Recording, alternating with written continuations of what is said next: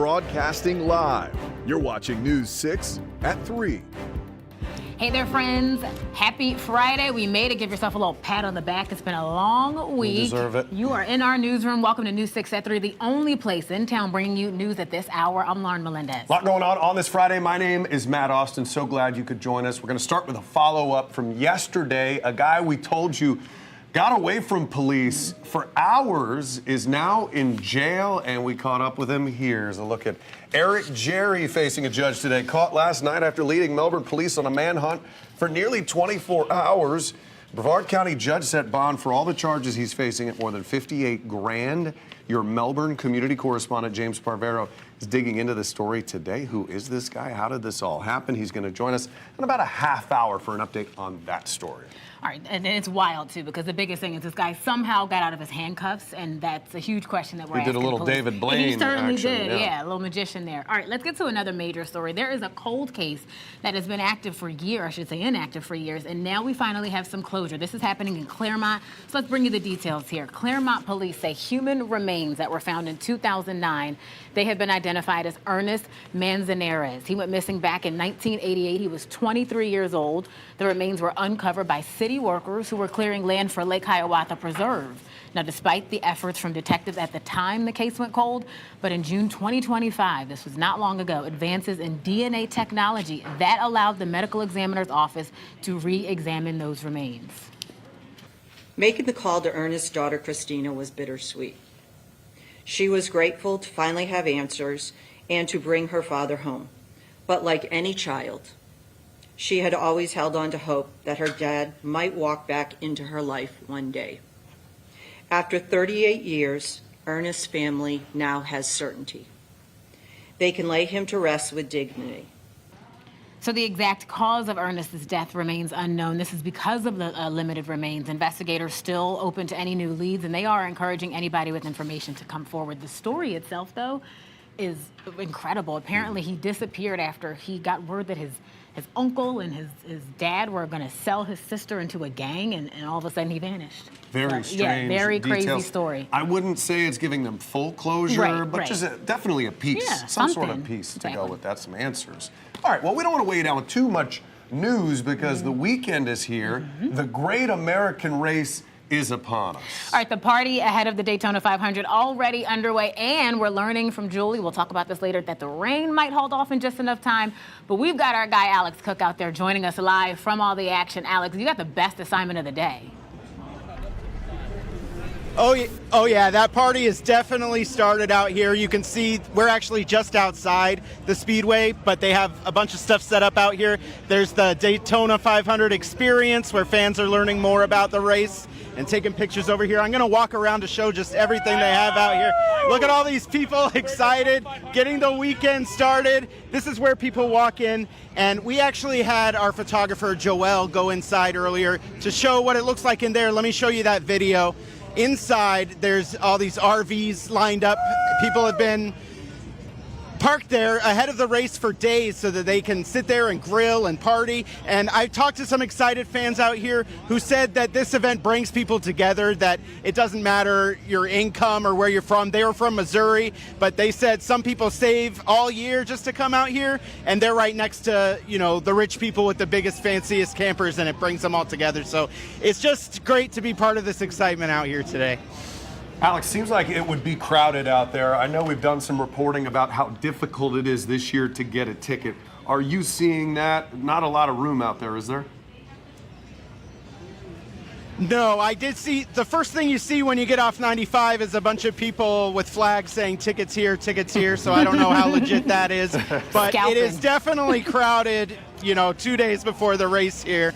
And people I talked to weren't even watching the truck race tonight. They're just out here to enjoy this atmosphere and be a part of the NASCAR party. Yeah, you got to speak that ticket language. Tickets Exactly. here means you can get some tickets here. Maybe Yeah. we're trying to scalp them. Alex Cook, thank you so much live for us out at Daytona International Speedway. It's going to be a huge weekend out there. Hopefully that weather does hold Fingers up for the crossed. race. Hey, some long-awaited repairs, one step closer to coming to fruition. This is taking place in Lake County. We've talked a lot about this road. Look at the problems they've had out there. City of Mount Dora says it's now accepting bids for the Donnelly Street reconstruction project. Now, this road, you'll remember, It was badly damaged during some heavy rain and flooding late last year. The project will include reconstruction. They're going to have new under drains to try to get that water out of there, relocation of other infrastructure. City manager expects to have a contract in place next month. They're looking to have it finished, the whole project, by the summer. Hopefully that would be pretty impressive. As far as funding, the city says they've applied for a FEMA grant, which could reimburse up to 80% of expenses. Very important road there. So much damage done. I would be impressed if they got it done by the summer, because you have to get everything level and flat, and then you can start to work on that road on top. Just that's because it's feast or famine. Like, we need the rainfall that unfortunately washed that road out, That but was now we have way too literally much, we don't want that much, but we need some of it. So good luck to all of them. I know the residents there who are frustrated are going to be very relieved. Yeah, let's hope so. All right, how about we talk about what's in your wallet? It's Friday. You might want to have a little extra cash for Valentine's Day. We're going to bring you a solid look for the Dow. Hey, It is that's up good. just a few points at this hour. You can see it there, 0.21. That rally comes just after January's inflation report came out. We want to get right to CBS's Jared Hill. He breaks down the numbers we're looking at and how this could be affecting things throughout the rest of the year. President Trump has taken a victory lap with the latest news on inflation. Very low inflation. We brought costs way down. January's consumer price index shows inflation at 2.4% compared to the same time last year. You pair this with the pretty positive jobs report earlier this week, and things are looking up. We're a long way away from the stagflation concerns we had in the back half of last year. Financial analyst Stephen Cates with Bankrate says this could be a positive signal for the Federal Reserve as the central bank weighs the future of interest rates. For the average consumer, If they notice at all, they're simply going to notice that prices are not rising as fast as they used to be, but they're still rising. the report shows the cost of clothing, airfare, housing, medical care, and food continue to climb. We spend way more for groceries every week. Instead of like $150, we now spend like close to $200. And as far as major bills, it's everything. It's electricity, local taxes, everything has spiked. So yeah, we're not very happy. Energy is also running hot. In a recent CBS News poll, a majority of Americans making under $100,000 a year said it was a hardship or difficult to pay for utilities. Pay. We work, and it's still not enough money coming in. While economists see the latest report as a sign prices are moving in the right direction, they're watching tax season and the impact of larger tax returns in President Trump's One Big Beautiful Bill Act. I think we're going to be in a situation where inflation is going to cool at an even slower pace. Inching closer to the Fed's 2% goal. Jared Hill, CBS News. If you look at what's most important to your average person right now, specifically your average voter, it is that inflation Yes, number that's all people and care about. how expensive everything is that's hitting their wallet. So we'll have to track Talk that. tariffs too, very all the drama we carefully. had Yeah. with that. This was, by the way, 2 days late because of the partial government shutdown. So we've been waiting on these numbers for a while. This is true. They came in positive. Yeah. It's up 100 points right now, the Dow. All right, 4 astronauts on their way to the International Space Station. We're going to break down how that happened coming up. Plus, a controversial school announcement has got a lot of people split, mixed reaction, and they are not shy about how they feel. We're going to talk about that after the break.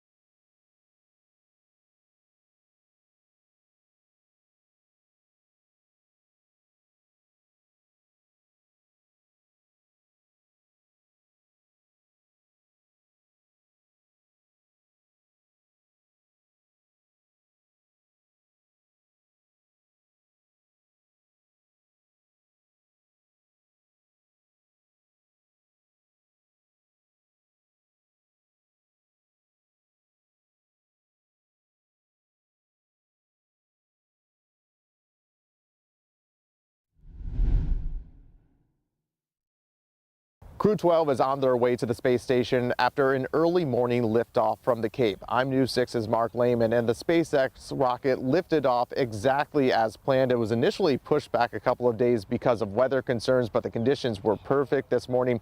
No technical issues as well. Take a look at what we saw during the 5:15 liftoff. 3, 2, 1, ignition, and liftoff. Go Falcon, go Dragon, and Godspeed Crew 12. The launch lighting up the pre-dawn sky here on the Space Coast. Crew 12 is embarking on an expedited mission to the International Space Station, which has been operating with a skeleton crew of 3 since mid-January.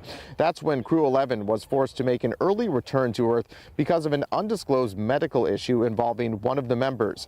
And when it comes to Crew 12, the 4 members spent the overnight hours suiting up and preparing for launch. Their mission will include science experiments aimed at advancing technology for missions to the Moon and Mars. There will also be several spacewalks over the course of 8 months. NASA Administrator Jared Isaacman discussing the success of this morning's launch.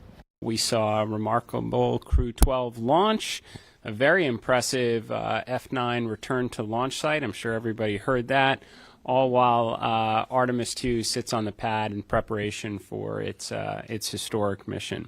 And over there in the distance, you can see the Artemis 2 rocket sitting on the launch pad. It's now set to lift off next month at the earliest after it was pushed back during a wet dress rehearsal earlier this month. For Crew 12, they're now on their way to the International Space Station. It's going to be a several-hour journey, and they're set to dock sometime by Saturday afternoon. For now, reporting at Kennedy Space Center, Mark Lehman, News 6. Okay, they're going to be up there for a hot minute. Hopefully they get comfortable up there. Well, as we look ahead to even more missions in space, we're hearing the name of a new company getting the opportunity to join in on a project. This is a company I haven't heard of before. Yeah, a lot of people are jumping in this. Usually you hear SpaceX, Blue Origin. NASA says it's going with VAST, V-A-S-T, for the 6th private astronaut mission to the International Space Station. The mission will launch no earlier than next summer. Astronauts will spend up to 2 weeks on board the ISS. The company now has to submit 4 proposed crew members to NASA and international partners for review. They'll undergo training with them and with SpaceX. So SpaceX will also be responsible for their transportation to and from the space station. As for VAST, the company was founded by a guy named Jed McCaleb. Now, he made his money in the cryptocurrency space. Its current CEO, Max Hout, is the founder of the streaming service Vimeo. So it's this thing we're seeing where these billionaires just start space companies. All you need is a couple bucks. That's okay, it. you can jump in. Just And some money, I had no idea you it too was can tied go to to space. Vimeo because I use them. So the first 5 private missions to the ISS that have been led by Axiom, that was the company said you had heard of. 4 have actually lifted off so far. That was the last one was back in June. Axiom 5, that's scheduled to happen no earlier than next January. I find this fascinating. I feel like NASA is really leaning into this whole commercial space economy thing, and they want more people to have an opportunity to, spread the love, so to speak. Yeah, and SpaceX really has been dominating this space for so long. Yeah. It's interesting to see others, and then SpaceX also, they're so dominant that they have to usher competitors up there. They need 4 people. Matt, you volunteering? No. No, thanks. I'm okay. good right You're good. here. Yeah, on Earth. Where I am, okay. yes. We've been talking about a lot, specifically a story that caught our attention last week. Mike DeForest handled this for us, and we really wanted to see what you guys had to say about it. Yeah, so yesterday, News 6 investigator Mike DeForest, he updated us on a story about how Hitler wound up in the morning announcements. And today he's taking a look at your comments on that. I'm News 6 investigator Mike DeForest. We recently published a story here about how an image of Adolf Hitler appeared during the morning announcements at Osceola High. Well, there has been a lot of conversation about this story on our News 6 Facebook page. And for the most part, it seems like a lot of people are very supportive of this image appearing during the morning announcements. For example, Robert writes, "I'm an observant Jew, and honestly, what's the fuss? It was purely a historical fact that they wanted to teach students. Sure, maybe they could have chosen a different picture where he wasn't holding his arm up, but there was definitely no ill will here." Jeff writes, "Those who are ignorant of history are doomed to repeat it." Steven says, "I'm so relieved to see the outpouring of people supporting our children learning about history, warts and all." Jim says, "And you wonder why people are homeschooled and public school enrollment is plummeting." And Evan writes, I don't see how him threatening Jews is a historical day. The guy oversaw and operated concentration camps for over a decade, so I may be missing something, but I don't see what the historical context is. So definitely hearing both sides of this issue as well. We want to hear what you think. Join the conversation on our News 6 Facebook page and clickorlando.com. This is a tricky one. Yeah, it's interesting to see how that story morphed. It first came in, and there was a lot of outrage, and then people said, well, this was a day in history thing. But interesting to see your comments, and we appreciate you weighing in. Sounds like it was a genuine mistake. Of course, we see in the comments people don't feel that way. But either way, Mike DeForest, thank you for digging into that. And it's actually not just the local school that is getting in some heated trouble for comments or depictions of a Nazi dictator. The Olympics is in some hot water today. The International Olympic Committee getting a lot of backlash for selling this Nazi-era Olympic Games T-shirt. Look at that right there. The shirt features a poster. This is from the 1936 Berlin Games. They were used by Hitler to spread Nazi propaganda, so that's the issue. These were also the games when African-American track star Jesse Owens ended up winning 4 gold medals, so a sort of more positive side of history. Now, the shirts in question, they were sold as part of the IOC's Heritage Collection, and the committee is defending this. They said their decision to sell this shirt celebrates 130 years of Olympic art and design, and it actually features all the previous games. So they're basically saying, look, the good, the bad, the ugly. This is history. This is history. This is what was there back then. We're not necessarily endorsing it. Exactly. And if you want to play devil's advocate, a lot of folks say the same thing about slavery. They're like, well, we can't just ignore the ugly parts. And so it's interesting to see if people weigh in on this, too. Yeah, very. All right, make sure you stick around. We have an important safety recall to talk to you about. It has to do with car seats for babies. Yeah, plus the creative way a self-driving car company is trying to keep its cars on the road.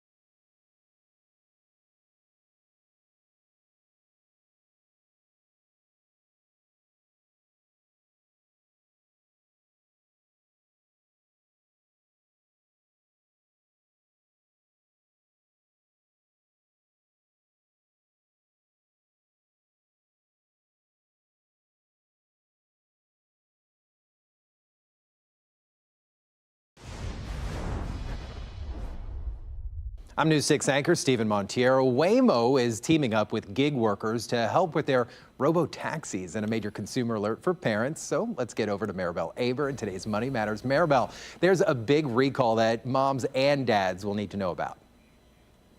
They really should, Stephen. Nearly 600 baby bath seats sold on Amazon are being recalled over concerns they pose a drowning risk. The federal safety notice says seats made by CheerKid can tip over while in use, potentially causing serious injury or death. None have been reported so far. The affected seats have the model number BH222 printed on the back. Customers can contact the company for a refund. Full details are on the Consumer Product Safety Commission's website, Stephen. And we already know Waymo is a very unique company, but it's hiring gig workers for a pretty unique position.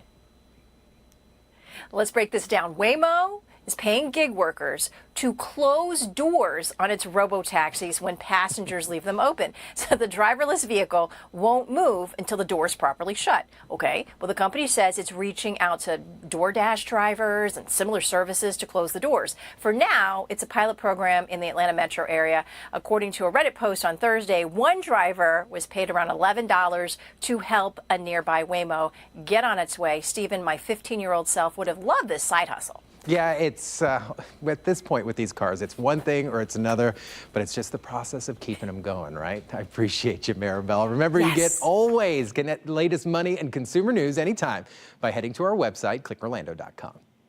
This is why we can't have nice things, right? Like just shut the door on the Literally. thing and we don't have to worry about You it. would think they would have thought about that, maybe some sort of automatic sensor. Not mad, though, at paying somebody to do it. I like that hack, $11 to do that. Might see me outside on a Saturday. Yeah, I know, just make a little let's extra give bucks. that a shot this weekend. All right, still to come, a teen in trouble with the law, running from the cops on an e-bike, and neighbors tell us this isn't the first time. Also ahead at 4, we talked all about alcohol sales being pushed back in terms of time in St. Cloud. We're going to talk your decisions and what the actual county has to say about it. Coming up on Monday, the big projects planned in Osceola County and what it could mean for drivers. Plus, we could be starting the week on the rainy side. Candace will have updates every 10 minutes. Join us for News 6 Mornings starting at 6.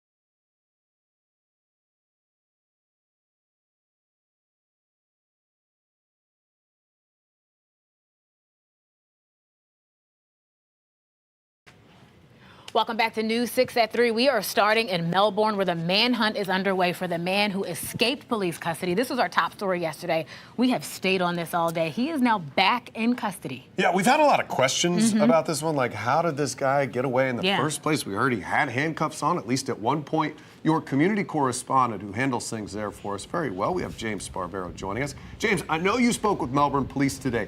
Did they give you any clues as to how all of this went down? Thanks, Matt and Lauren. Yeah, I've never heard of a story quite like this one myself. So the big question is, how did Eric Jerry get out of the handcuffs, police say? And it's all under review right now. That's the bottom line. So we really don't have the answers. Police released a report late this afternoon detailing the arrest, but nothing in there that I read tells us exactly how this happened. Now, there's also questions for police currently about, could anybody else possibly be in trouble for potentially helping him, hiding him? Police say yesterday he was found at a house in Palm Bay, but they wouldn't say whose house it was. For right now, I can tell you he's still here at the county jail. We have video this afternoon of his first appearance before a county judge. It's actually his second time in this jail this week. So back on Sunday, the Brevard County Sheriff's Office says that Jerry was speeding on I-95, and when they pulled him over, he didn't have a driver's license. They brought him to jail. He bonded out on that. Then Cocoa Beach police now say he's the suspect in multiple car burglaries that happened in Cocoa Beach just 2 weeks ago. And we already knew that Jerry just got out of prison back in November on a 5-year burglary sentence. So facing even more charges and in even more trouble, I was wondering, would Judge Kim Musselman throw the book at him today?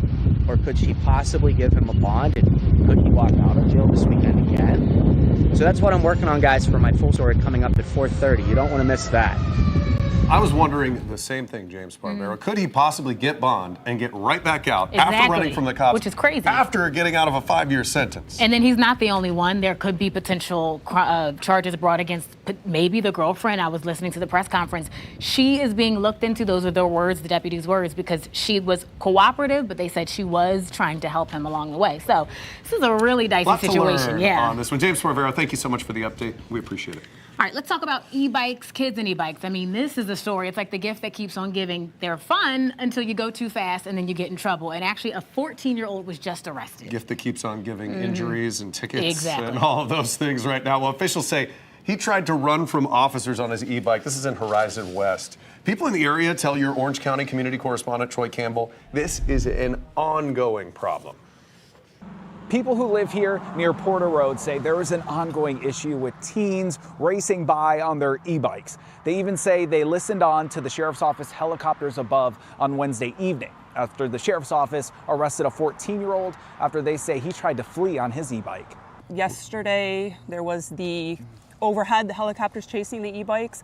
Neighbors near Porter Ranch Road and Black Quill Drive in Orange County say they heard a sheriff's office helicopter fly above the neighborhood Wednesday evening. Right, we heard them circling for a while, and we were like, what is going on? And then saw that was what was happening. The Orange County Sheriff's Office confirms a deputy tried a traffic stop on a teen riding an e-bike just after 7 p.m. in the area.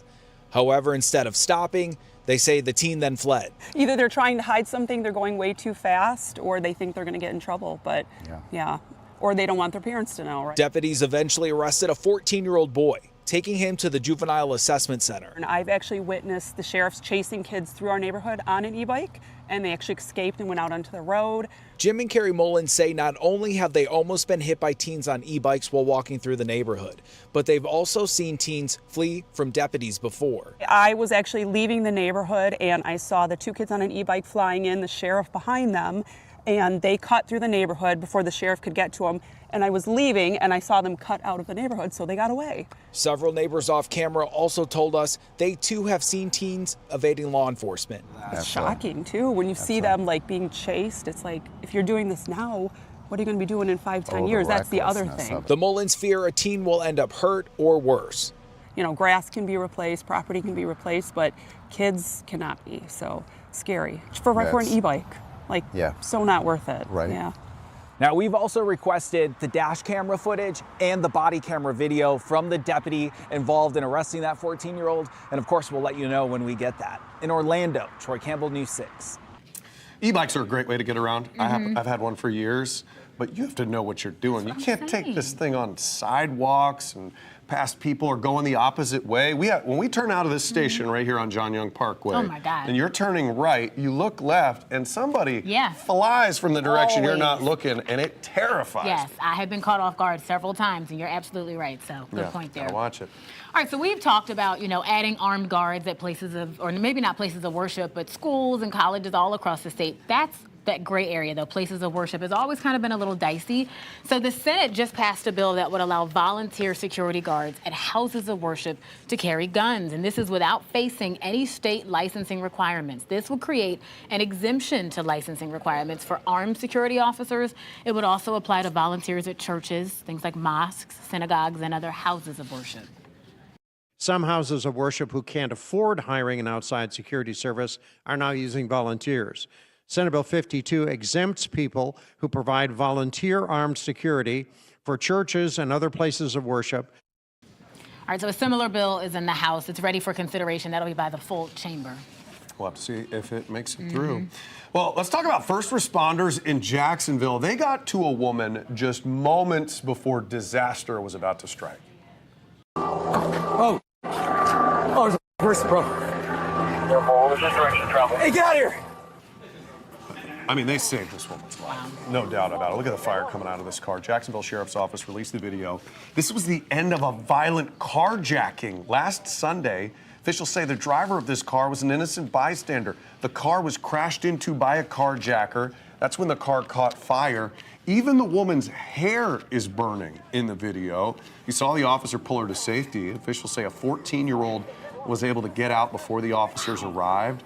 The carjacker was arrested nearby and is facing a long list of charges. It'll be interesting to see if you could throw attempted murder on there with a crazy scene like that. But hats off to the investigators. I mean, these are the moments. They all count, but jumping in, moments notice. And had they shown up 10 seconds later, exactly, different story. All right. We had a lot more to talk about. A Chinese national is facing charges on the other side of the state over some candles, but they weren't just regular candles. In fact, they weren't from Bath & Body Works, I can tell you that much. No? The Hernando County Sheriff's Office conducted a search warrant on the man's home. They found that 20 large wax candles that you're looking at there, they weren't just wax candles. Investigators learned they were hollowed out with multiple bags of white crystal-like substances hidden inside. And guess what?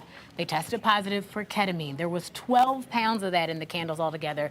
Ting Zhang, that was the man's name. He was charged with possession with intent to sell ketamine, also possession of drug paraphernalia. So as we speak, he's in the U.S. on a work visa. ICE says they are now monitoring this case for potential immigration enforcement action. Okay, so they weren't burning these candles and getting high off the scents. No. This was a way to smuggle This was ketamine transportation, in. Clever, but what did we say Interesting. yesterday? You can never outrun the law. Yeah, this is true. But that headline, ketamine candles, I Caught was my like, what attention. are I we know. talking about here? Central Florida might be a hotbed for young geniuses. I could have told you You don't this. say. Here's one, though. 8-year-old Roy Zhang from Winter Park was the sole winner of the USA, in this year's Medill Ideas for Ears. That is not easy to say, but it's the International Hearing Invention Competition for Kids.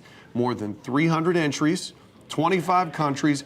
Roy was surprised at school this week with an all-expense-paid trip to Medell's international headquarters in Austria. That's where he'll meet other child inventors from other countries. His idea was the concept for AI-powered swimming goggles that visually display swimming instructions. So they teach you how to swim as you go. How smart is this? Get this, the winner from the U.S. last year, also from Winter Park. I think we have a dynasty. Yeah. Going. We talked with Arabella Ramza last year. Her idea was a special USB drive that plugs into cochlear implants. Wow. These are just little kids here. And those transcribed what teachers were saying in class, and they put them right into notes for the students to be able to look at later. This warms my heart. Unbelievable stuff. I'm really passionate about ADA, Americans with Disability Act. This is like incredible, and it's always the younger generation that's got these fantastic ideas that we think is just out of this world. And look, they're making it happen. Just imagine what these kids will be doing in Exactly. 10, 15 Yeah, years. It's yeah. going to be amazing. All right, so if you can't tell, we're on an upturn here in terms of positive stories. If you don't have some tissues around, you might want to grab them for this next one. This is going to warm your heart. So 8-year-old Madison and 14-year-old Kyle, They met in the hospital after having brain tumor surgeries by the same doctor just days apart. And they bonded over their love of Disney and their favorite character, I'm sure you can guess it now, Stitch. The two were granted a Make-A-Wish. They chose Walt Disney World together and they met Stitch. Now in the last 45 years, Disney says they have granted more than 170,000 wishes. And I mean, that's the fact that they had to bond over something so heartbreaking, but they're so happy. So hard to And make that's a what I friend wanna focus on. when you're in the Yeah, hospital. exactly. These two must be very lovable Yeah. to be able to make a friend in Absolutely. that situation. Love it. We're going to get a check of your weather forecast for Valentine's Day. What kind of plans can you make with that loved one? We'll find out coming up. Well, one couple's Valentine's Day might be ruined after they realized that their home was built in the worst place possible, and now they want out. We'll have that after this. Weekend evening traffic alert. You watch out for those lane closures and that construction taking place along State Road 528 out by Goldenrod. Also those issues along east and westbound I-4 between 528 and up by the Turnpike. We'll see some lane closures. And then, of course, Florida Turnpike, always something happened down in Kissimmee. And then your ramps will be closed over the weekend. 192 at I-95, you won't be able to hop on out there. Just follow the detour and you'll be good to go. Also up in Daytona 500 taking place this weekend. So eyes on the road and watch out for everybody else out there. I'm Trooper Steve with the News 6 Traffic Alert. Drive safely. Have a great weekend. I'll catch you Monday morning. This portion of the news is sponsored by Bill Ray Nissan Longwood. We do it the right way.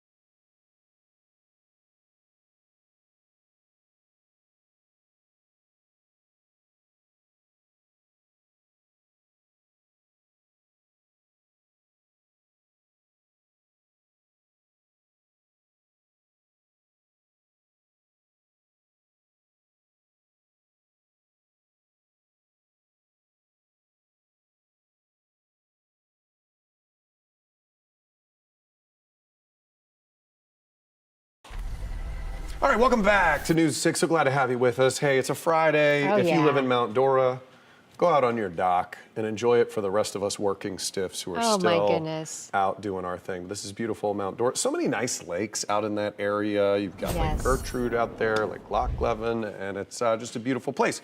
So as everybody gears up for their weekend, for many it starts in about an hour. Yeah. How are we looking? We have some big things taking place this weekend we need you to take care of, Julie Broughton. Well, you know, I'm trying really hard. It is a big weekend, of course, Valentine's Day. So if you have Valentine's Day plans, I think you're in good shape. We've been talking about that system that could impact the Daytona 500. I think most of the race should be able to get in. I'll show you that in just a moment. But first, let's just admire this. I mean, so many people, like you said, about an hour away from their weekend starting. 76 degrees on our Light Orlando Delivering Hope Together camera. So right where we should be this time of year. Here's a look at how we're doing across Central Florida. Looking great out there. I just kind of want to sit outside and drink it all in. Here's a look at our satellite imagery. As we could see on those cameras, not much cloud cover for us today, but we do have a system that will track our way by Sunday. So I know a lot of folks love to go out and enjoy the Daytona 500. I think the heavier rain won't move in until the evening hours. We are keeping a chance of showers around for the first part of the day, mainly some light rain, but I do know, Matt, you were just looking, they have to stop really for any kind of that drizzle wet at all. track and 200-mile-an-hour cars don't go well together at all. Right. We so often see rain delays. I do think that main line won't come through until later. However, on Sunday, we are under a level 1, a marginal risk to see some strong storms. This is from the Storm Prediction Center out of Norman, Oklahoma. So as that main line with that cold front comes through, we could be talking about some gusty winds, some heavy rain, lightning, and anytime we're dealing with lightning with these drought conditions, that could be bad news as well because we see a lot of brush fires starting from lightning. Okay, so let's time out the weekend for you. This is the European model, the clouds and rain forecast. You'll see Saturday, I think we're dry most of the day, maybe a coastal shower or two, but your Valentine's Day plans, you're in great shape. Here we are on Sunday. So the race starts at 2:30. We're stopping the clock at 2 o'clock. We could see a little bit of prefrontal moisture coming through ahead of that main line. Here's what it looks like at 6 o'clock. That's when we're expecting the heavier activity to begin moving into our northern counties. That does include where the speedway is. Then taking you through 9 o'clock, still talking about the potential of some heavy rain, some lightning, some gusty winds, and then we should clear most of this out of here by the first part of the day on Monday, but even still looking at the potential of some lingering showers into Monday as well. So I think we'll be able to start the race certainly, but how much we get finished before that main line comes through really is You might want the to have question. those big track blowers ready on Sunday. Yes, and of course you can track all of your weekend forecast changes with our free News 6 weather app. All you have to do, search WKMG in your app store. Okay, so imagine you're retiring. You buy this beautiful, secluded place that you're going to retire. It's out in kind of the middle of nowhere. And then as soon as you buy it, the road that it's on becomes a construction zone. That is what a couple says happened to them. They called your community correspondent, Alex Cook, to check it out. In 2024, the Ipsales bought a brand new home on a cul-de-sac on a secluded country road.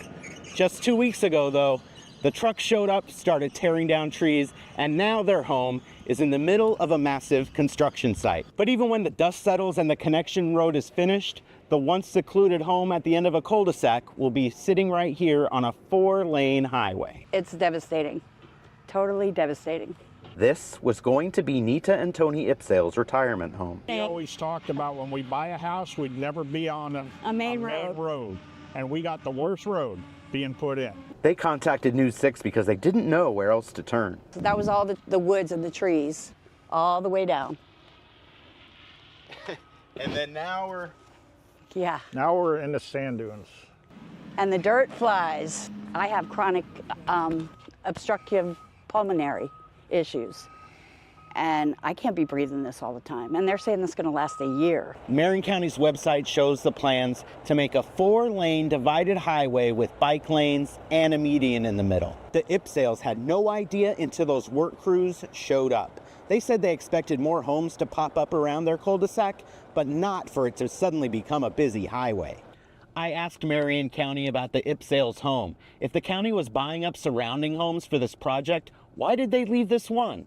I haven't heard back. It's like a stress every day. The noise and the dirt and the future that we don't have. I'm praying. Please come take it. Eminent Take it. domain. Bring it on. Please. Buy us out. I'll be Please. happy with that. I don't want to be here. For now, they can only watch as their retirement dream is taken away one truckload of dirt at a time. In Marion County, Alex Cook, News 6.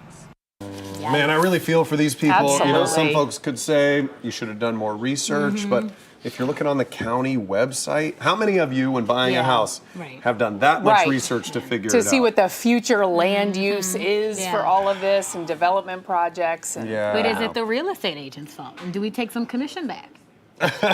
Good luck. But- exactly. Good luck with that. And but- use it for Valentine's But it is true, Valentine's Day, and that's a good segue. Yeah. Because how much are you planning to shell out for Valentine's Day? It's tomorrow. Are we Yeah. ready? Well, Americans say that they just don't have enough money. Inflation and everything else is causing them to have to tighten the purse strings. Yeah, apparently 25% of people say they will actually go into debt to buy a Valentine's gift for their loved one. CBS's Jolene Kent has this story.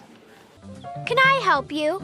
I need a Valentine that will impress this girl I like. The pressure's on to find the perfect gift for your gal, pal, or sweetheart. Love may be priceless, but this year, treating your Valentine is far from it. Over the past 5 years, prices for Valentine's classics have jumped more than 20%, including jewelry, dining out, cards, gift wrapping, and flowers. Chocolate prices have spiked more than 70%. We don't dilute our product. We've had the same recipe for 103 years. Christopher Taylor runs Lilac Chocolates in New York City. He says despite record high cocoa prices, he will not be passing on costs to his consumers yet. Last year was brutal, right? We barely broke even, but it looks like the gamble has paid off. I just did not detect the customer appetite for higher prices. We spent more on packaging than we spent on chocolate. If you're looking for some sparkles, get ready to pay up. Record-breaking gold prices have pushed Valentine's Day jewelry spending up 8% from last year to $7 billion. Nearly half of shoppers will give flowers this year, spending $3 billion on blooms. But flower prices are up 7.2%, due in large part to tariffs. That's because many stems are imported from South America. Flower prices go up all the time, just like anything else. To save, experts recommend swapping out roses for more budget-friendly choices like tulips. There are always trade-offs that you can present to clients that'll help them meet their budget, but still meet their expectations at the same time. So when it comes to Valentine's Day, the real currency isn't cash, it's care. Don't get overwhelmed by Valentine's Day. Don't overthink it. Sometimes the simplest gesture is the most meaningful. In total, lovebirds are expected to spend $29 billion this Valentine's Day. And if you're looking for ways to save ahead of the big day, some experts say skip the Valentine's-themed candy, skip the candy aisle, and instead go to the regular candy section and pick up regular candy that's non-themed, and you may be able to save yourself a buck or two. Jolene Kent, CBS News, Los Angeles. All right, Matt, I know you always give your wife special candy. We have a thing. Check it out on Facebook where we try to get whoever gets the cheesiest candy. We don't have to spend a bunch of money. But I have 4 Valentines. Okay. I tell my daughters, Dad is always your number one Valentine. So you're shelling out big bucks this year. Yeah, it's fine, but it's worth it, right? Gone broke. Yes, exactly. There you go. Yes. I haven't spent a single cent so far, but I'm going to the store after the news. So. Did you forget? No. Okay. Just last The Walmart minute. right down the road. That's right. That's where I'm going to be headed. The holiday of love is the topic of our poll today. You can take out your phone and scan the QR code on your screen. It'll take you to clickorlando.com/react, where we want you to weigh in our question: how much are you planning to spend this Valentine's Day? All right. Right now, most people say $200 or more. And that counts dinner, right? Does it? See, that's where it comes in. If that's just want a a good gift, steak. So that's how a much do you pricey spend gift. on Valentine's Day? It could be the whole day. Okay. Not just for a gift. Yeah. 12% said nothing. And a second ago it was 0. I'm a little Some flowers disappointed and in you dinner. guys. All right. Well, hopefully you celebrate. Just tell somebody you love them if nothing else. You know? There you go. So- Yeah, that's free. I thought that counts, right? Well, whether you are looking for some family fun this weekend or maybe something fun to do with your date, we have you covered. 6 things you can do right after this on the other side of the break.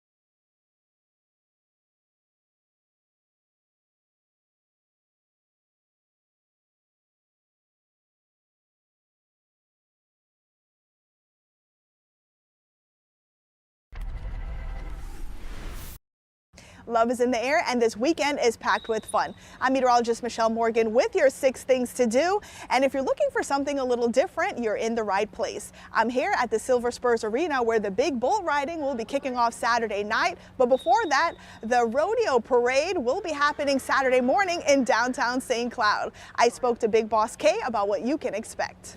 I'm gonna have goosebumps right now just thinking about the parade. It's just a great time. Everybody's having fun. There's so many kids and families out there that are just waving and like looking at the horses, and since it's happening on Valentine's Day, bring your sweetie. See everyone dressed in red and having a good time for the love of rodeo. The parade starts on Saturday at 10 a.m. Next up, Positively in Love at Barkhaven is happening on Saturday, starting at 4 p.m. Enjoy delicious bites, pup plates, festive cocktails, and lots of tail-wagging fun.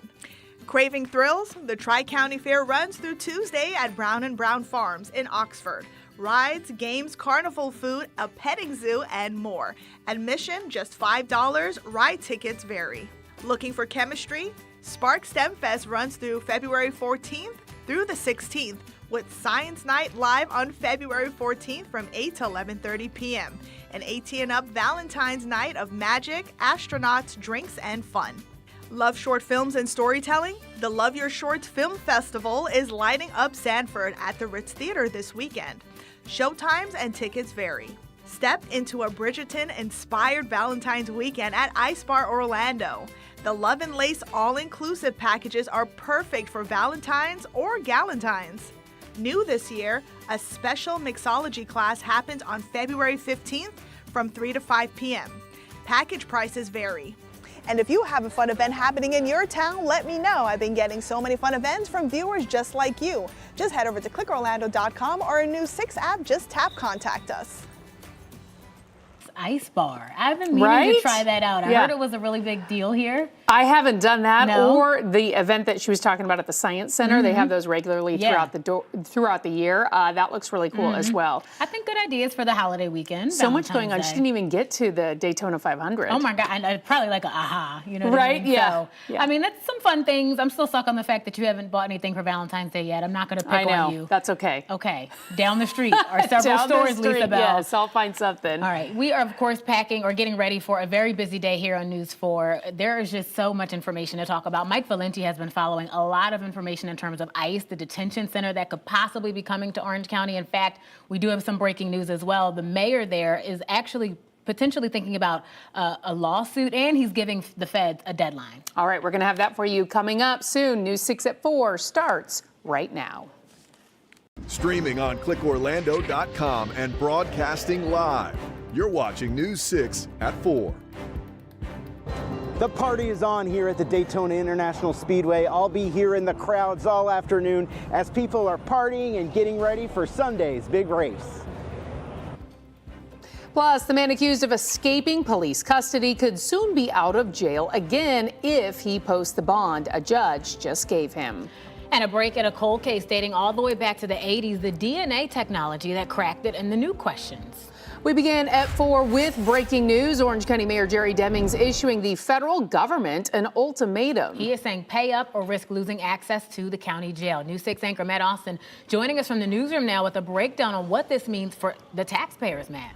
Okay, it's an interesting story that we have coming in today. Demings wrote a letter today to the U.S. Marshal Service, and it sets a deadline for negotiations over the reimbursement rate the feds pay the county for housing federal inmates at the jail. Now, we've told you it costs $180 per day to house an inmate at the jail, but the federal government only pays the county back about $88 per inmate. And as we know, those inmates include ICE detainees who are being held without local criminal charges. So Demings setting the deadline for March 13th, noting that if negotiations are not successful, one of the options the county could take is terminating its long-standing agreement with the feds that allows them to house their inmates at the jail. He writes in part, quote, "It has been 6 months since our original request to renegotiate our IGSA, yet little progress has been made toward resolving this matter."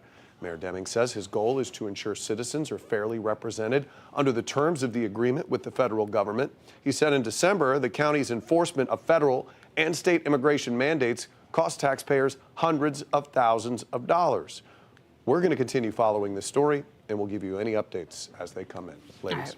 Counting on it. Thank you so much, Matt. Let's go to Brevard County now, where the man accused of attacking officers and escaping custody, then leading them on a days-long manhunt. He is now back behind bars, and today he was in court where a judge did give him bond. Investigators sharing how they were ultimately able to find 24-year-old Eric Jerry. Officers say they worked to identify family members and locations that Jerry may have been hiding. They eventually found him at a home in Palm Bay. Officers say the homeowners did let them go inside and search, and they found the man hiding between a wall and a bed. He did bump his head on like a nightstand that was there. So once again, we ended up back at the hospital with him. Although I will tell you, this time he was wearing shackles as well as handcuffs, and we took extra steps to make sure that we did not experience the same thing again. Police say they are looking into several people, including the homeowners and a woman believed to be Jerry's girlfriend. They're working to learn if they helped Jerry hide, but police say they haven't determined anything just yet. Today, a judge set his bond at more than $58,000. Your Brevard County community correspondent James Sparvero was there when he faced that judge, and he tells us what happened in the next half hour.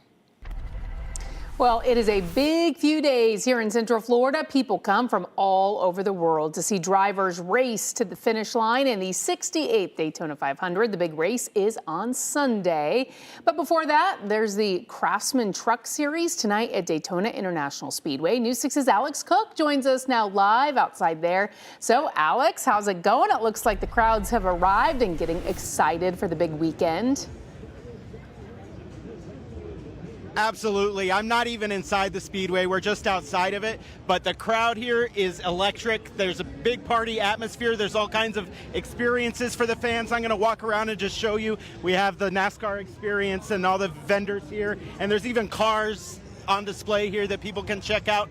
But I've been talking to people who come from all over the country. One man told me that it doesn't matter that this event brings people together. Some people save up all year just for a ticket, and some people have their big fancy RVs that this was no problem for them, but it brings people together. So let's hear from some of those people that I spoke to today.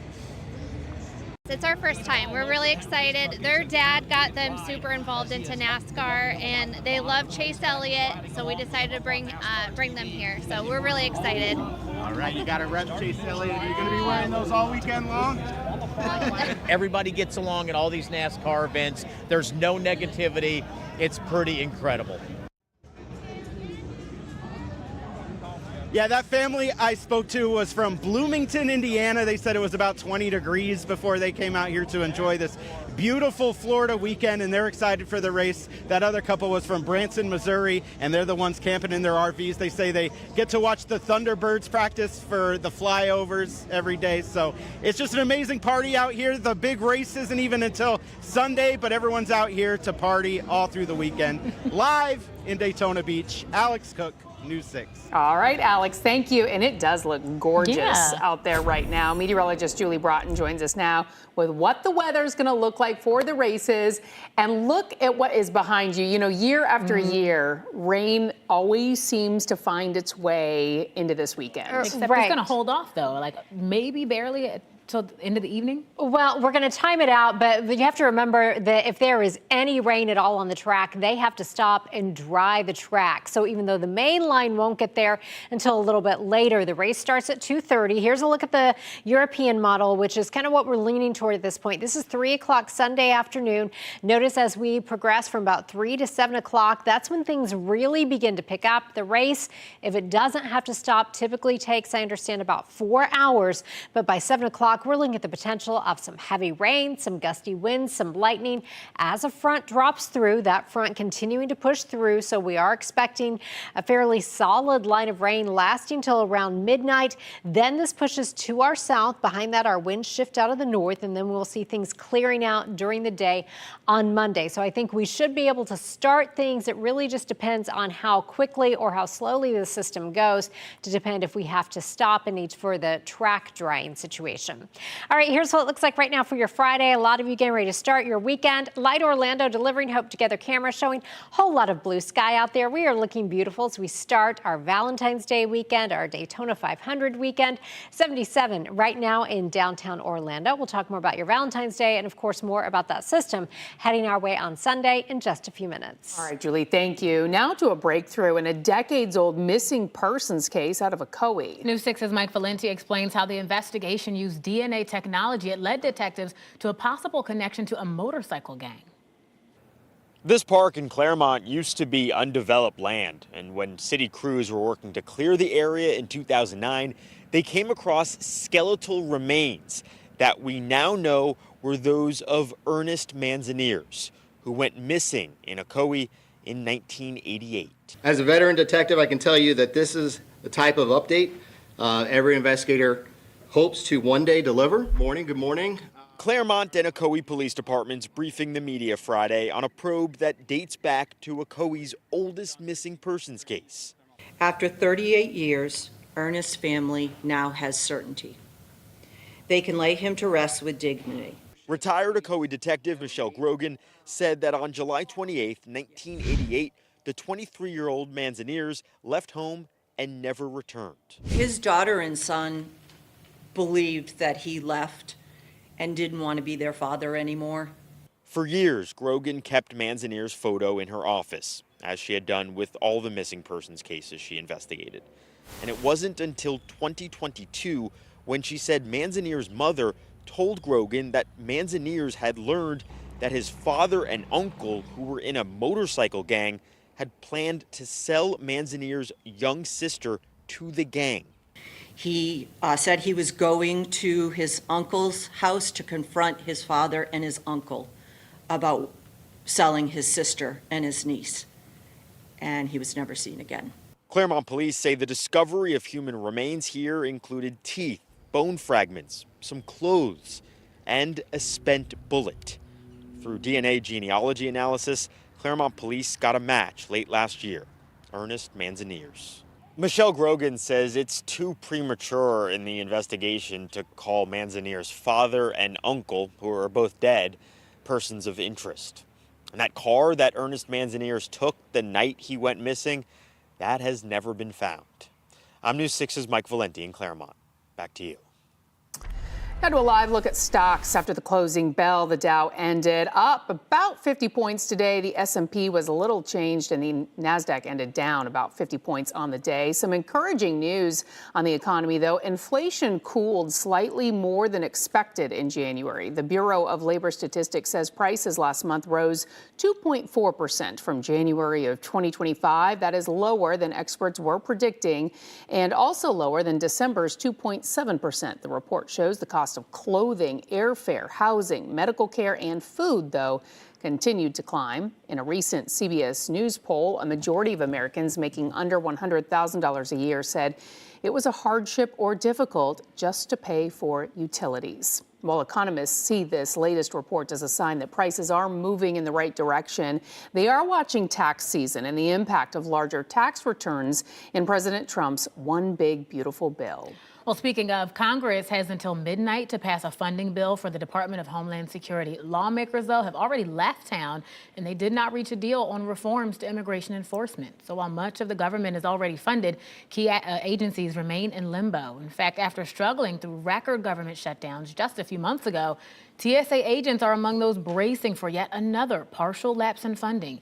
FEMA and the U.S. Coast Guard, they'll also be impacted.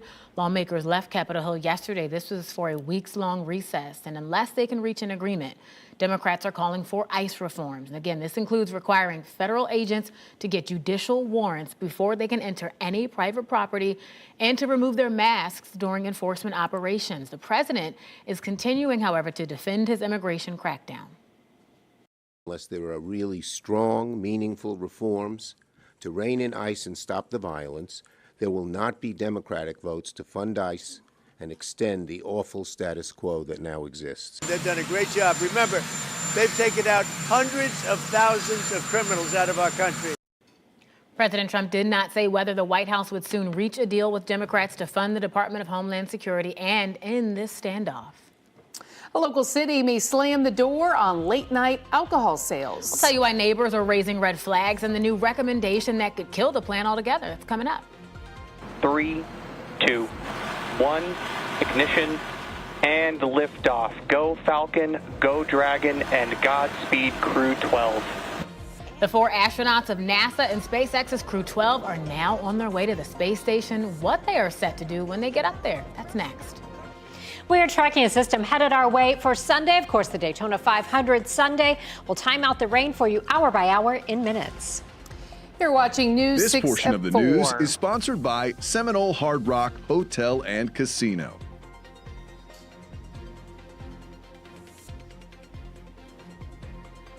And here's a live look at our camera in Daytona Beach.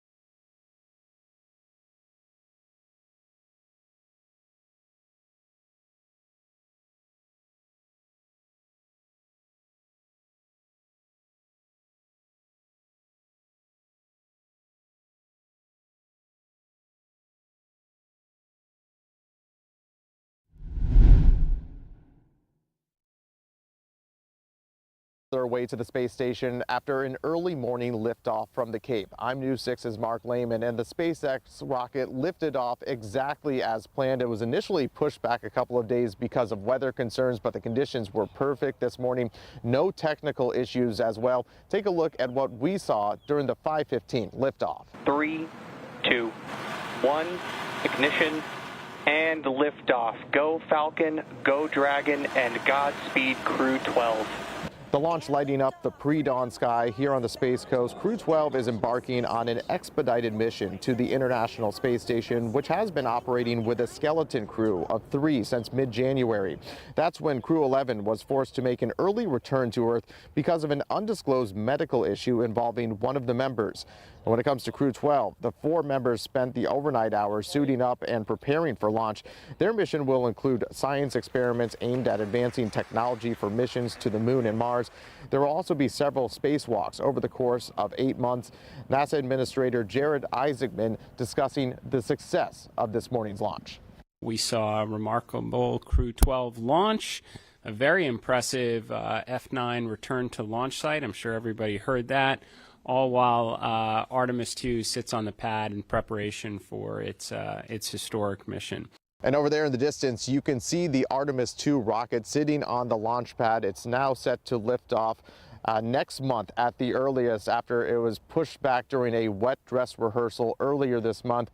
For Crew 12, they're now on their way to the International Space Station. It's going to be a several-hour journey, and they're set to dock sometime by Saturday afternoon.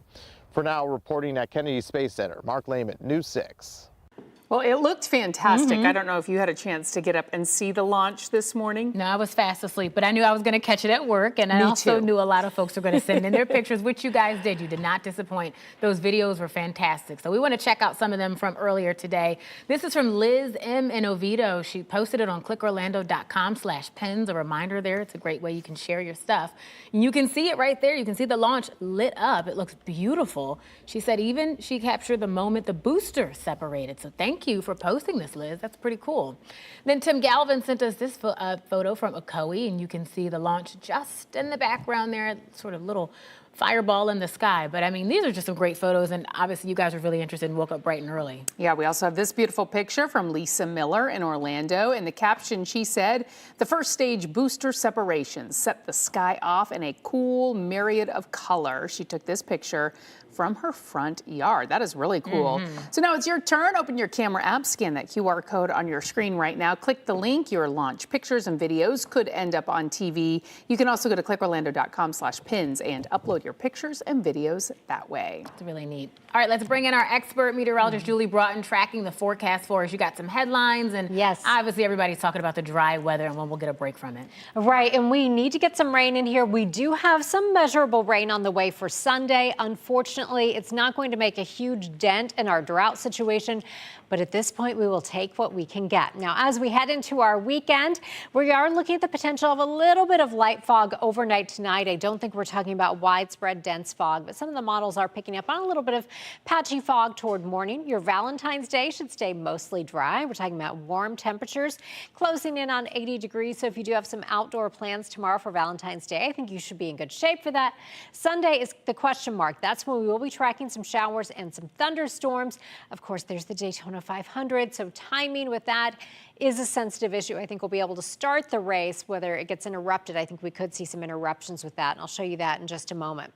First, here's what it looks like in Daytona Beach right now. Doesn't that look absolutely beautiful? Just picture perfect. Again, we're looking at a moderate threat of rip current, so if you are heading to the beach, just be careful if you decide to dip your toes in there. 65 degrees right now in Daytona Beach with winds coming in out of the north-northeast. If you are in Melbourne, you're at 72.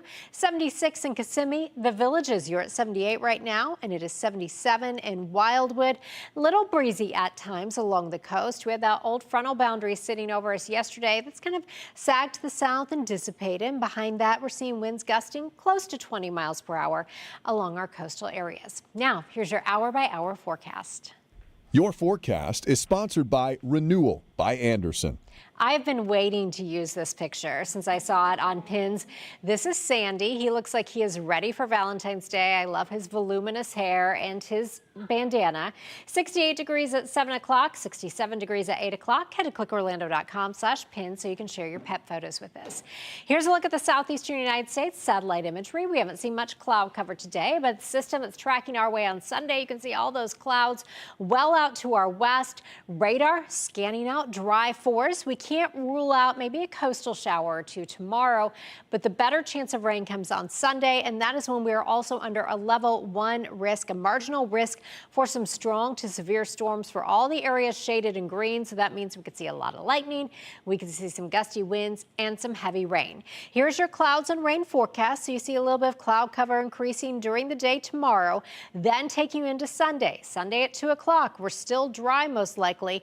By 6 o'clock, o'clock, we'll start to see some heavier rain moving into our northern counties. That does include Daytona Beach, then still some of that hanging around through around 9, 10 o'clock before eventually clearing out overnight. Now, some of the models do have some showers lingering behind the system on Monday. The model's not completely in agreement with timing on this, but right now that looks likely to be the best bet. So for tonight, 55 for your overnight low in Orlando. You go to 47 in Ocala. 7-day forecast shaping up like this. Rain chances Sunday into Monday at 60%. Behind that front, really not much of a cool down. We keep it warmer than normal every single day. Sandy's bandana letting us have it tonight. While some Central Florida cities have limited alcohol sales, one community is talking about extending hours. You guys had a lot to say about this. Coming up, though, we're going to talk about why that plan may not actually move forward and what police have to say about last call up next. And before we let you go, a live look at downtown Orlando, courtesy from our Light Orlando Delivering Hope camera. You are watching News 6. We'll be right back. This portion of the news is sponsored by Light Orlando.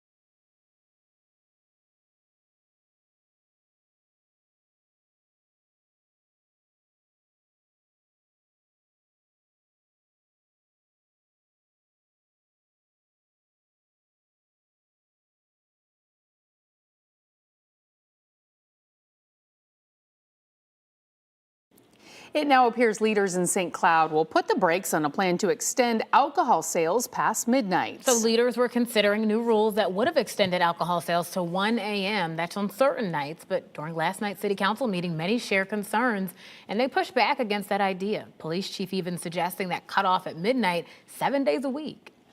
We have very, very minimal challenges with people carrying alcohol outside. And what we do right now is more of an educational piece. If they did not recognize that, sometimes it's not necessarily, I think that's the posting is something we were going for so people understood them. And I know that's something we've been working towards in the workshops and everything. So more education is perfect for them. But currently we're really not seeing that, which is why Councilman Urban and I, we had that conversation about potentially just leaving it at midnight. People who live nearby also said that they're concerned about the noise that extended time would bring. Business owners seem like they like the idea, of course, because they believe it would help with economic growth. Well, I'm from New York City. In New York City, they stop sales at 4 o'clock in the morning. So 12 o'clock is a little early.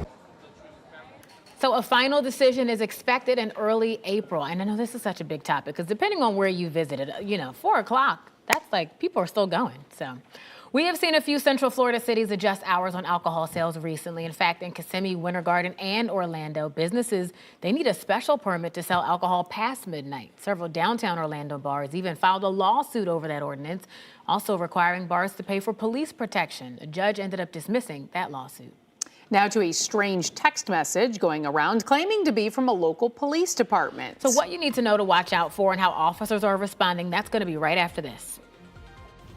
The man police say is a registered career criminal and is now accused of escaping custody and leading police on a manhunt, is back in handcuffs and facing a judge on even more charges. I'm your Melbourne community correspondent, James Sparvero.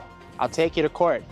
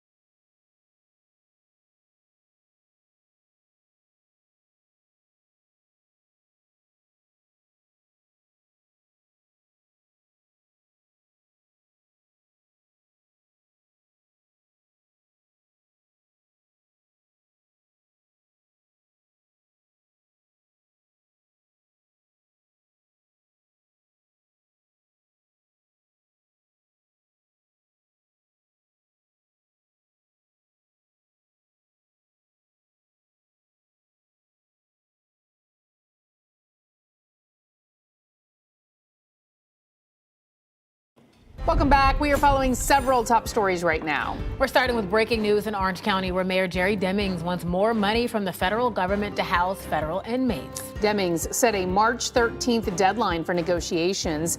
The county pays $180 a day to house an inmate. The federal government is only reimbursing them $88 a day. Those inmates include ICE detainees being held without local charges. One option, if negotiations are not met, is terminating the agreement that allows allows the feds to house their inmates at the county jail. In Lake County, a cold case solved. Police told the media today remains found in Claremont back in 2009 were those of Ernest Manzanares. He went missing in Ocoee in 1988.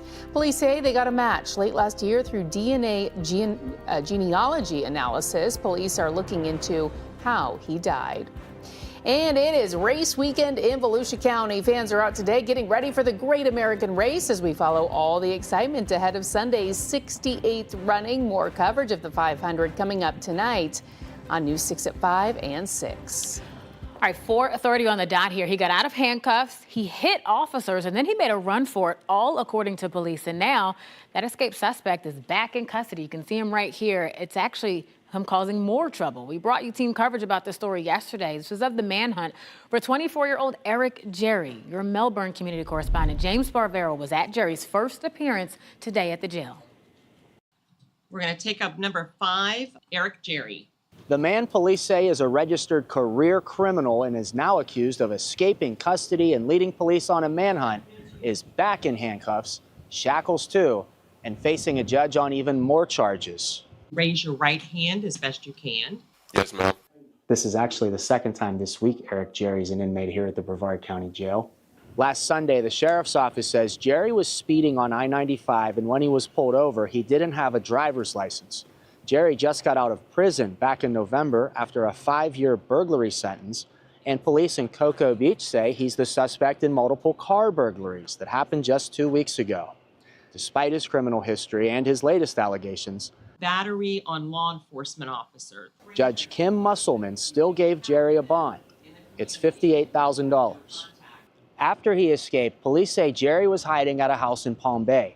Police didn't say whose house it was, and when asked if anyone else could be in trouble for helping him, Commander Sean Ising said that could be difficult to prove.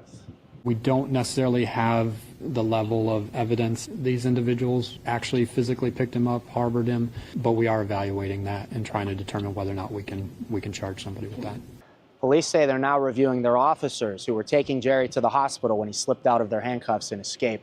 We'll bring you any more updates to this investigation right here on News 6 and ClickOrlando.com, including if Jerry walks out of jail again. In Brevard County, I'm your Melbourne community correspondent James Sparvero, News 6. A mom accused of attacking a Deltona Middle School resource officer was in court today looking to change her plea to not guilty. The fight was caught on video. News 6's Darrell Baker was in court as the mom confronted the deputy. Both Aponte and her former attorney taking the stand during the hearing Friday. Now she's claiming that her former attorney misled her and she entered the plea deal by mistake. Dog Maria Aponte, accused of attacking a Deltona Middle School resource deputy with her husband in 2024, was in court this morning requesting to change her plea from no contest to not guilty. Both Aponte and her former attorney, Jose Rivera, took the stand during the hearing. She and her new attorney say that Aponte entered the plea by mistake, claiming that Rivera misled her and never clearly explained all her options, including going to trial. He told me that I signed plea to the judge that my record could be sealed and then I could go back to work. And it was like nothing happened. Aponte also claims that Rivera told her that by accepting the plea, she would admit to committing the offense but would not be formally convicted. But Rivera denied these claims. He stated that he thoroughly explained the plea deal and all her options, including going to trial, for more than an hour. I never heard out of her words, you're going to have to represent her out of her mouth. I want to have trial. Her concern is, I don't want to go to trial. I don't want to go to jail. Now, there's no decision reached yet. That judge says that she may consider to accept the plea over the weekend. Here in Volusia County, Darrell Baker, News 6.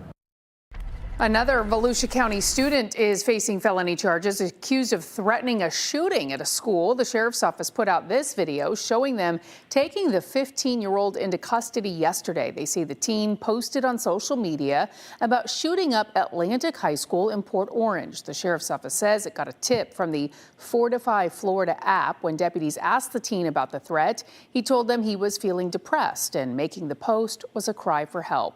They did not find a gun on him. Sheriff Mike Mike Chitwood is again calling on parents to talk to their children about what they post before they make a big mistake. Well, crews are investigating what sparked this fire we're going to show you in a second at a home in Longwood. Seminole County firefighters posted these pictures on social media. They say this fire happened late last night. It was on Long Pond Drive, which is right off I-4 near State Road 434. Firefighters say the fire started on the back porch. Luckily, nobody was hurt. 9 people, though, are without a home. Red Cross is helping them out. The FBI has now doubled the reward to $100,000 for anyone with information leading to Nancy Guthrie or an arrest in the case. Investigators have released the first physical description of a male suspect seen on the doorbell camera at Guthrie's home in Tucson, Arizona, the night she went missing. Andres Gutierrez is in Tucson with the latest on the search. The FBI is out with a new poster Friday listing a $100,000 reward for information leading to either the location of Nancy Guthrie or an arrest in her disappearance. It comes as authorities have asked residents who live within a 2-mile radius of her Tucson home to share any unusual video footage. You see anything, a person's walking by, maybe just a shoe is all you're capturing. Maybe it is a color of hair. Maybe it's a car. Maybe it's a part of a car. Don't dismiss it. Send it to us. On Thursday, authorities called the individual seen on Guthrie's doorbell camera a suspect in the case. The FBI described him as 5 feet and 9 inches to 10 inches tall with an average build. They say he was wearing a black Ozark Trail hiker backpack similar to the one in these photos. The Ozark Trail hiker backpack is specific to Walmart. Investigators are likely combing through store records and store surveillance videos trying to zero in on the person who bought it. With the search now in day 13, well-wishers have turned to a local flower shop to show their support. It's kind of surreal, but we're just honored to be able to do it. Yeah, we're really honored and happy that they chose us. Matt Biggs of Casa Adobe's flower shop says some of the orders for the Guthrie family have even come from outside Tucson. I think the whole country's, on the edge of their seat right now. The yellow roses are meant to be a symbol of hope that Nancy Guthrie will return safely to her home. Andres Gutierrez, CBS News, Tucson, Arizona. Homeland Security Secretary Kristi Noem is in Arizona promoting the Save America Act, which would require proof of citizenship to vote. That includes providing your birth certificate or passport. Noem met with local officials in Arizona today. The secretary highlighted several instances of voter fraud around the country, but could not provide any specifics about Arizona when asked by reporters. Arizona already has voter ID, and an analysis by the Brookings Institute of Heritage Foundation data found over the last 25 years, the percentage of fraudulent voters there is extremely low. Despite this, Noem was harsh in her criticism of Arizona's elections. Your state has been an absolute disaster on elections, that your leaders have failed you dramatically by not having systems that work, by disenfranchising Americans who wanted to vote, that had to stand in lines for hours because machines failed or software failed. There's no state that could use more improvement than Arizona. President Trump has falsely claimed he won the 2020 election against President Biden, and with the midterm elections on the horizon, he's recently pushed for greater federal involvement in elections. The Save America Act cleared the House earlier this week, but faces an uphill battle in the Senate. Democrats say it would lead to millions of people not being able to vote because of the strict ID requirements.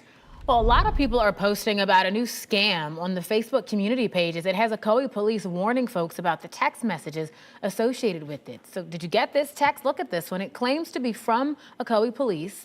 It's asking people to rate their experiences with officers. And Ocoee police say if you got this, do not respond. They are aware of the issue, and they're now working with a vendor to fix it. Today, leaders in Seminole County hosted a State of the County address where they talked about the past year and what they're planning for in 2026. They discussed public safety, transportation, quality of life for people who live there, and property taxes.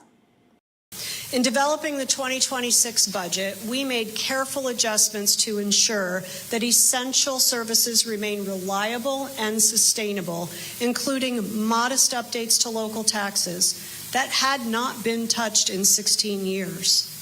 These adjustments were spread across multiple revenue sources to avoid placing the burden solely on property owners. Even with these changes, Seminole County continues to have one of the lowest overall tax burdens in Florida. Your Seminole County community correspondent Catherine Silver was there. She shares what all of this means for you coming up on News 6 at 5. All right, rides, rodeo, and a chance to make it a night out. Yeah, whether you want a date night or a family night, we'll show you some of the great events happening this Valentine's Day weekend. Plus, and I've actually witnessed the sheriffs chasing kids through our neighborhood on an e-bike, and they actually escaped and went out onto the road. neighbors fed up with kids speeding on e-bikes. Now a 14-year-old is accused of trying to get away from deputies. That's next. Julie. We'll be hovering near 80 both weekend days, and these warmer than normal temperatures are going to stick around as we get through the rest of February. We'll talk more about our warm temperatures and our next best chance of rain coming up. And before we head to break, we want to remind you to check out our primetime schedule on News 6 Plus. We have a new take on the day's news on News 6 tonight. That's at 9. Go in depth as we answer your weather questions at 9:30. Then watch the late news an hour earlier. It's all tonight on News 6 Plus. And you can download our streaming app for free. Just search WKMG in your smart TV's app store. It's also available on Roku, Apple TV, and Fire TV. This portion of the news is sponsored by Seminole Hard Rock Hotel and Casino.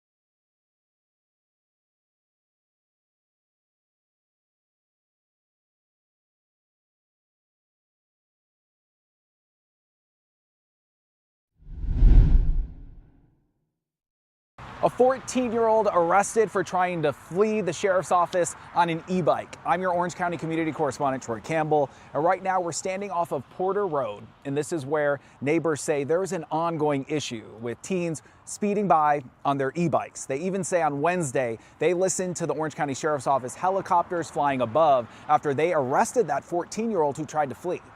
Yesterday, there was the overhead, the helicopters chasing the e-bikes. Neighbors near Porter Ranch Road and Black Quill Drive in Orange County. say they heard a sheriff's office helicopter fly above the neighborhood Wednesday evening. We heard them circling for a while, and we were like, what is going on? And then saw that that was what was happening. The Orange County Sheriff's Office confirms a deputy tried a traffic stop on a teen riding an e-bike just after 7 p.m. in the area. However, instead of stopping, they say the teen then fled. Either they're trying to hide something, they're going way too fast, or they think they're going to get in trouble. But yeah, or they don't want their parents to know, right? Deputies eventually arrested a 14-year-old boy, taking him to the Juvenile Assessment Center. And I've actually witnessed the sheriffs chasing kids through our neighborhood on an e-bike, and they actually escaped and went out onto the road. Jim and Carrie Mullins say not only have they almost been hit by teens on e-bikes while walking through the neighborhood, but they've also seen teens flee from deputies before. I was actually leaving the neighborhood, and I saw the 2 kids on an e-bike flying in, the sheriff behind them, and they cut through the neighborhood before the sheriff could get to them. And I was leaving, and I saw them cut out of the neighborhood, so they got away. Several neighbors off camera also told us they too have seen teens evading law enforcement. It's shocking too when you see them like being chased. It's like, if you're doing this now, what are you going to be doing in 5-10 years? That's the other thing. The Mullins fear a teen will end up hurt or worse. You know, grass can be replaced, property can be replaced, but kids cannot be. So scary for an e-bike. Like, so not worth it. Right. Yeah. Now, we've also requested the dash camera footage and the body camera video from the deputy involved in arresting that 14-year-old. And of course, we'll let you know when we get that. In Orlando, Troy Campbell, News 6. All right, we want to check in now with meteorologist Julie Broughton. Something behind you that we haven't seen really much of in a long time that we really need right now, Julie. We do need to get rain in here. Just about all of Central Florida now dealing with drought conditions. Because of that, wildfires a concern for us. We've been dealing with that, and those numbers continue really to go up for us just about every day when we get our drought index numbers. And we are looking at a system that will move in late Sunday that will bring us some rain. But along with this, we are expecting some thunderstorms. So when we're talking about this dry vegetation and lightning, that can also spark additional brush fires. But what we're looking at on Sunday is a cold front moving in. It will move from north to south, and as it moves in during the late afternoon, early evening hours, we're looking at the potentials of winds gusting 20 to 25 miles per hour with rain chances around 40% to 60% with some pockets of heavy rain and the potential of some stronger thunderstorms as well before all this clears out early on Monday. Some of the models do have some of the rain lingering into later in the day on Monday, but I think by around noon on Monday, most of us should be dry. Now for late Sunday, the Storm Prediction Center out of Norman, Oklahoma does have us under a marginal risk for some strong to severe storms, so we will be watching this very closely for you. Here's how this looks on some of the modeling. So again, here is our front. The time now, 3 o'clock Sunday afternoon. The Daytona 500 starts at 2:30. By that time, I think Daytona 500, the Speedway, should still be mostly dry. However, between about 3 and 6, that's when we could potentially start to see some heavy rain moving into our northern counties. So that includes Flagler, Volusia, Marion County, and along with that, some embedded thunderstorms as all of this continues pushing to the south. Then by around midnight, we'll be looking at some of that heavier activity in the metro Orlando area before it clears to the south. Monday by 2 o'clock in the afternoon, again, maybe some light showers. Our winds shift out of the north. This front won't bring us a big cool down, but we'll be a little bit cooler on Monday than we were on Sunday as we dry things out. Now, we mentioned the drought numbers continue to go up every day for us. We do have burn bans in place. And once you start really nearing that 500 mark, that's when we just start to see some of those burn bans issued. And that has been the case for several of our counties. Unfortunately, we're not anticipating a lot of rain from this system. Overall, most of us will likely pick up less than an inch of rain as that front moves through Sunday into Monday. Here's how it's looking for us right now. It is 4:48 on a Friday, looking absolutely beautiful on our Light Orlando Delivering Hope Together camera. 77 and sunny in Orlando. Most of us for the interior spots in the mid to upper 70s, few 60-degree readings. And we are seeing winds gusting up to around 20 miles per hour on the coast. Hour by hour forecast featuring Sammy just lounging on her comforter, looking beautiful. 68 degrees at 7 o'clock. 67 degrees at 8 o'clock. Water vapor imagery again showing we have that dry air in place. However, moisture levels go up by Sunday as those showers move in, and we keep it at 82 on Sunday. Again, best chance of rain late Sunday into Monday, and then we dry it out for the rest of our week. Julie, thank you. Open your camera app, scan the QR code on your screen right now. Click that link. We want to see your weather pictures, your pet pictures, and your videos. They could end up on TV. You can also go to clickorlando.com/pins and upload your pictures and videos that way. From rodeo thrills and hometown traditions to puppy Valentine's Day dates, there is a whole lot going on this weekend. I can't even keep track. We're going to have your 6 things to do right here in Central Florida up next. And we want to give you another live look, this time from Mount Dora. Beautiful day. And yes, it's going to stick around finally. You're watching News 6. We'll be right back. Coming up on Monday, the big projects planned in Osceola County and what it could mean for drivers. Plus, we could be starting the week on the rainy side. Candace will have updates every 10 minutes. Join us for News 6 Mornings, starting at 6.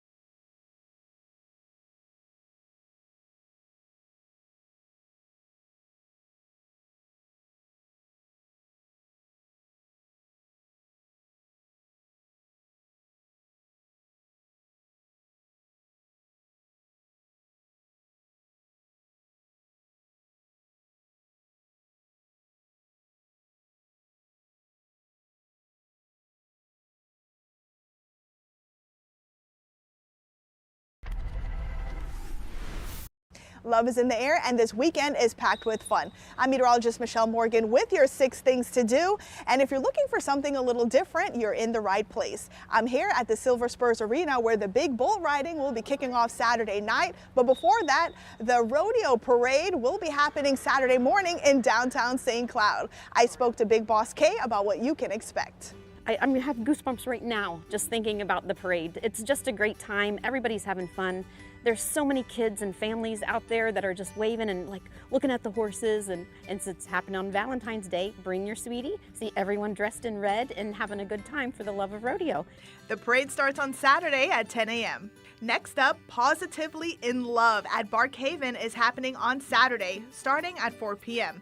Enjoy delicious bites, pup plates, festive cocktails, and lots of tail-wagging fun. Craving thrills? The Tri-County Fair runs through Tuesday at Brown & Brown Farms in Oxford. Rides, games, carnival food, a petting zoo, and more. Admission just $5. Ride tickets vary. Looking for chemistry? Spark STEM Fest runs through February 14th through the 16th with Science Night live on February 14th from 8 to 11:30 p.m. An 18 up Valentine's night of magic, astronauts, drinks, and fun. Love short films and storytelling? The Love Your Shorts Film Festival is lighting up Sanford at the Ritz Theater this weekend. Showtimes and tickets vary. Step into a Bridgerton-inspired Valentine's weekend at Ice Bar Orlando. The Love and Lace all-inclusive packages are perfect for Valentine's or Galentine's. New this year, a special mixology class happens on February 15th from 3 to 5 p.m. Package prices vary. And if you have a fun event happening in your town, let me know. I've been getting so many fun events from viewers just like you. Just head over to clickorlando.com or a News 6 app. Just tap Contact Us. I have got to get out the door and do something, Lisa. I live under a rock. Whatever you are interested in, there's always something for you happening yeah. somewhere in Central Florida. And it's not just the theme park, so that's what I like. 'Cause That's people seem to think all we are is Disney or Orlando. So No, there's a Michelle, lot going on. yeah, she hooked us up. She got us covered. And don't forget, it is the holiday. You love somebody, maybe bring them out to one of those events. So, all right, News 6, of course, at 5 is coming up next. Anchor Matt Austin is in the newsroom with what's ahead. Matt? Well, the Daytona 500 just days away, and the excitement is building. We have team coverage from the Speedway for you on this Friday, plus justice for the Groveland Four, the new efforts being made by state lawmakers to repay the families for those terrible events that happened decades ago. And some big changes ahead in Seminole County. Highlights from the State of the County address emphasizing tourism this year. And your forecast is only minutes away. Don't forget, you can stream all of our newscasts and live cameras like this look at Daytona Beach for free anytime on News 6 Plus. We have a good-looking weekend coming our way. When that rain could come on Sunday, check in with our meteorologists in just a bit.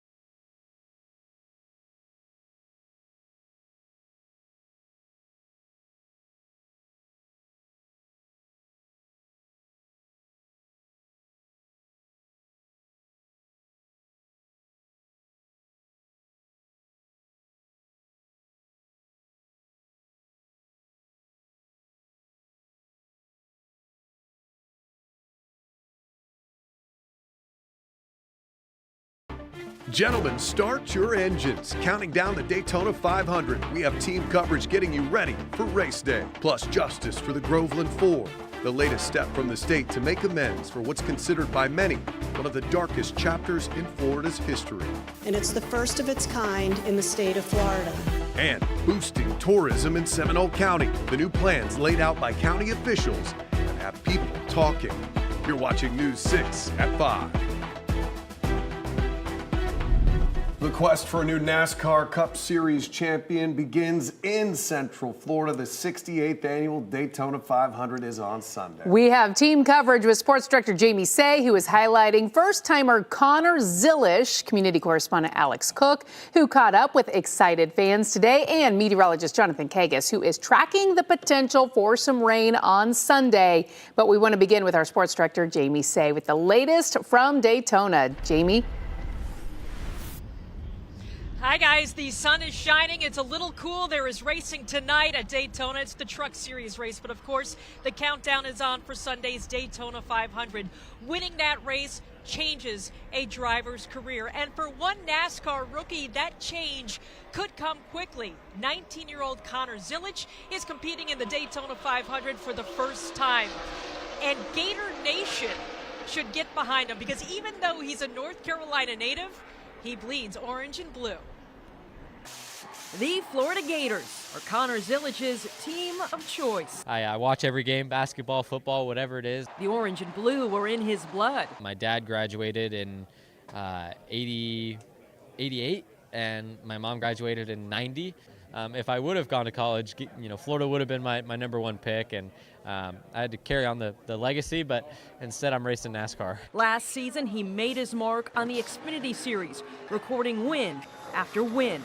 10 victories got Zilisch the promotion to the Cup Series. It's going to be a really cool opportunity, my first Daytona 500, and getting to race in the Great American Race is something I think everybody dreams of, so looking forward to it. I met him this week at Daytona 500 Media Day, and the spotlight did not faze him. Definitely going to try and take it all in and not let the moment be too big. It certainly will be the biggest crowd I've ever raced in front of. If Connor Zilisch can stay cool in the biggest start of his racing career, perhaps he can become the Daytona 500's youngest winner ever. I'm not going to do anything crazy, but I would do a lot to win a race like this. Of course he would. Connor Zilisch is a name that NASCAR fans should be aware of in the years going forward. He is considered NASCAR's rising star. We continue our coverage of Daytona outside the World Center of Racing. Let's join News 6's Alex Cook, who is mingling with NASCAR faithful. Hi, Alex. Hey, Jamie. Yes, so I am outside Daytona International Speedway, but as you can see, it looks like I might have the best seat in the house on my throne here. This is part of the fan experience they have outside the Speedway. There's the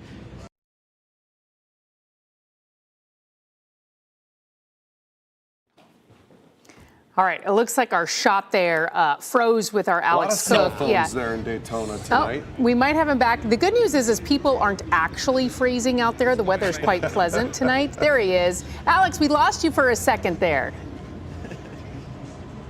Yeah, sorry about that. We had a technical difficulty, but you can see that it's a party atmosphere out here. It's still days before the big race, but everyone out here is ready. I've been talking to people who came from all over the country. They were all lined up in their RVs inside the Speedway. But one thing I heard a lot from people today is that they grew up watching NASCAR themselves, and so they're bringing their children out to get involved in the experience now. Let's hear what they said. It's our first time. We're really excited. Their dad got them super involved into NASCAR, and they love Chase Elliott, so we decided to bring them here. So we're really excited. All right, you got to rep Chase Elliott. Are you going to be wearing those all weekend long? You know, the atmosphere, a lot of people, lots of families. I see strollers over there and everything. So, I mean, I grew up around watching NASCAR my whole life, so figured I'd introduce her to it at a young age.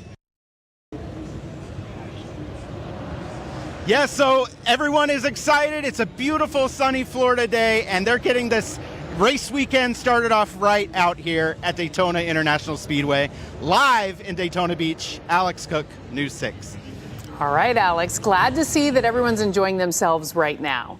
Could As get a they little should. dicey, though. So here's the question. The timing on Sunday could be a little interesting because It that is. track, the funny thing about it, Jonathan, it's not supposed to get wet. At all.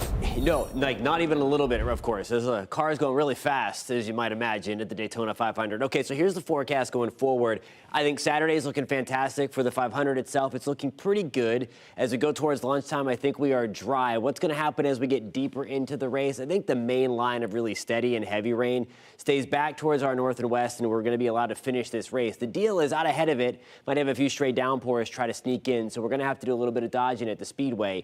I don't think it's anything too crazy, but it's something we're certainly going to be watching as we go forward. It's all because of this bigger system here that gets going. There's 6 o'clock in the morning on Sunday, and you see it start to push across. It's really not until we get towards that 7 to 8 o'clock hour that we start to look for some of the more widespread stuff. So if we don't have any delays during the race, I think we're going to be okay from the really widespread stuff that rolls in late Sunday evening and into Monday. We'll have more on this in about 10 minutes, guys. All right, Jonathan, thank you. It is going to be a full slate of racing this weekend. Starting tonight, the Craftsman Truck Series Fresh from Florida 250 at 7:30. Then tomorrow, the Daytona ARCA 200 is at noon, followed by the O'Reilly Auto Parts Series United Rentals 300 at 5. Then, of course, the main event, the 68th Daytona 500, which starts on Sunday at 2:30. Well, 4 black men falsely accused of rape, 2 taken to the basement of a Lake County jail who were severely beaten, another shot and killed by law enforcement as a part of an armed mob. You probably heard the story of the Groveland Four. It is one of the darkest chapters in Central Florida's history. Now the state is taking another step to try and right the wrong. News 6's Ashley Garrett joins us now live. And Ashley, the state issued a formal apology back in 2017 and now is considering going a step further for the families of the 4 men. Well, the Florida Senate this week took a major step towards financial compensation for the families of the Groveland Four. The bipartisan measure would pay out $4 million to those families of Charles Greenlee, Walter Irvin, Samuel Shepard, and Ernest Thomas.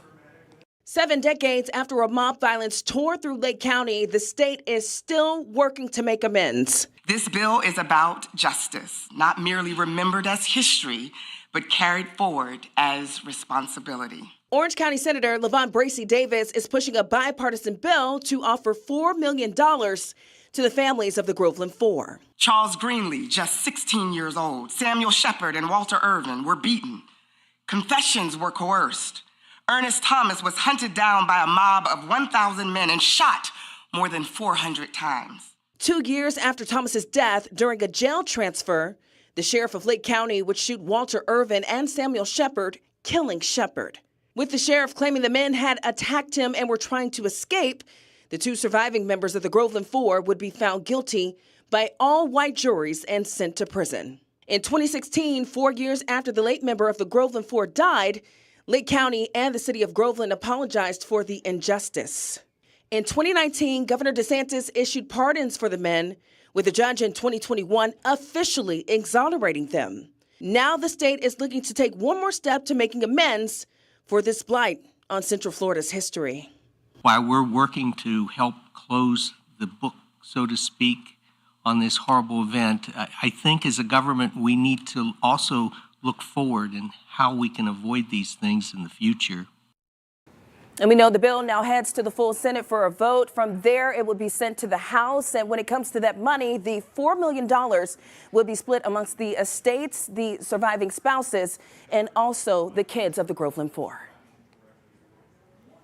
Ashley, thank you very much. Well, now at 5, some long-awaited repairs are one step closer to happening in Lake County. We've talked about this road quite a bit. The city of Mount Dora says it's now accepting bids for that Donnelly Street reconstruction project. The road was badly damaged during heavy rain and flooding in October of last year.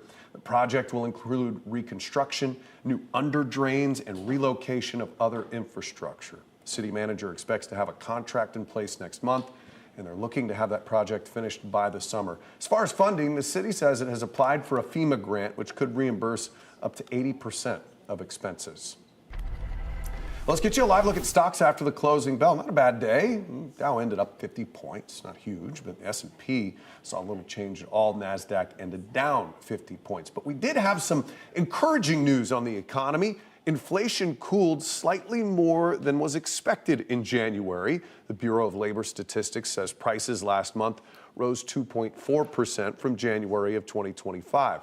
That is a lower than expected change there, and also lower than the December 2.7%. The report shows the cost of clothing, airfare, housing, medical care, and food continue to climb. In a recent CBS News poll, a majority of Americans making under $100,000 a year say it was a hardship or difficult just to pay utilities. While economists see this latest report as a sign that prices are moving in the right direction, they're watching tax season and the impact of bigger tax returns in President Trump's One Big Beautiful Bill. State lawmakers are looking into providing additional safety for places of worship with guns, addressing what supporters described as a gray area in the law. The Florida Senate has approved a bill that would allow volunteer security guards at houses of worship to carry guns without facing state licensing requirements. The measure would apply to volunteers at churches, mosques, synagogues, and other houses of worship. Unfortunately, that safety can no longer be taken for granted. Now it's common for synagogues, churches, and mosques, and even in our state, to have armed security, often using professional licensed security personnel.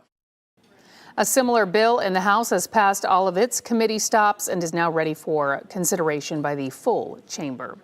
Seminole County is looking to the future. And they are emphasizing tourism. Next at 5, Seminole County community correspondent Catherine Silver recaps the State of the County address. You're watching News 6 at 5 as we take a live look at Port Canaveral from our Launch Credit Union cam. We'll be right back.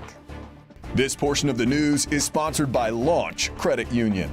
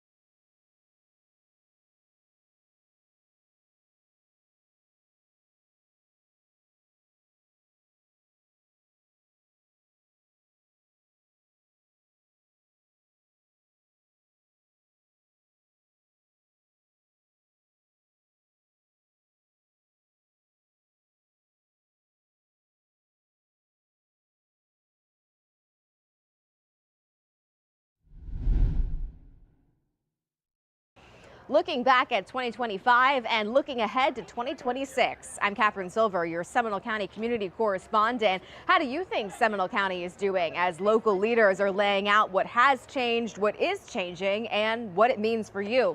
That's the discussion that's happening here at the annual State of the County address. It's a packed room of all the players, and it's been a big year for Seminole County.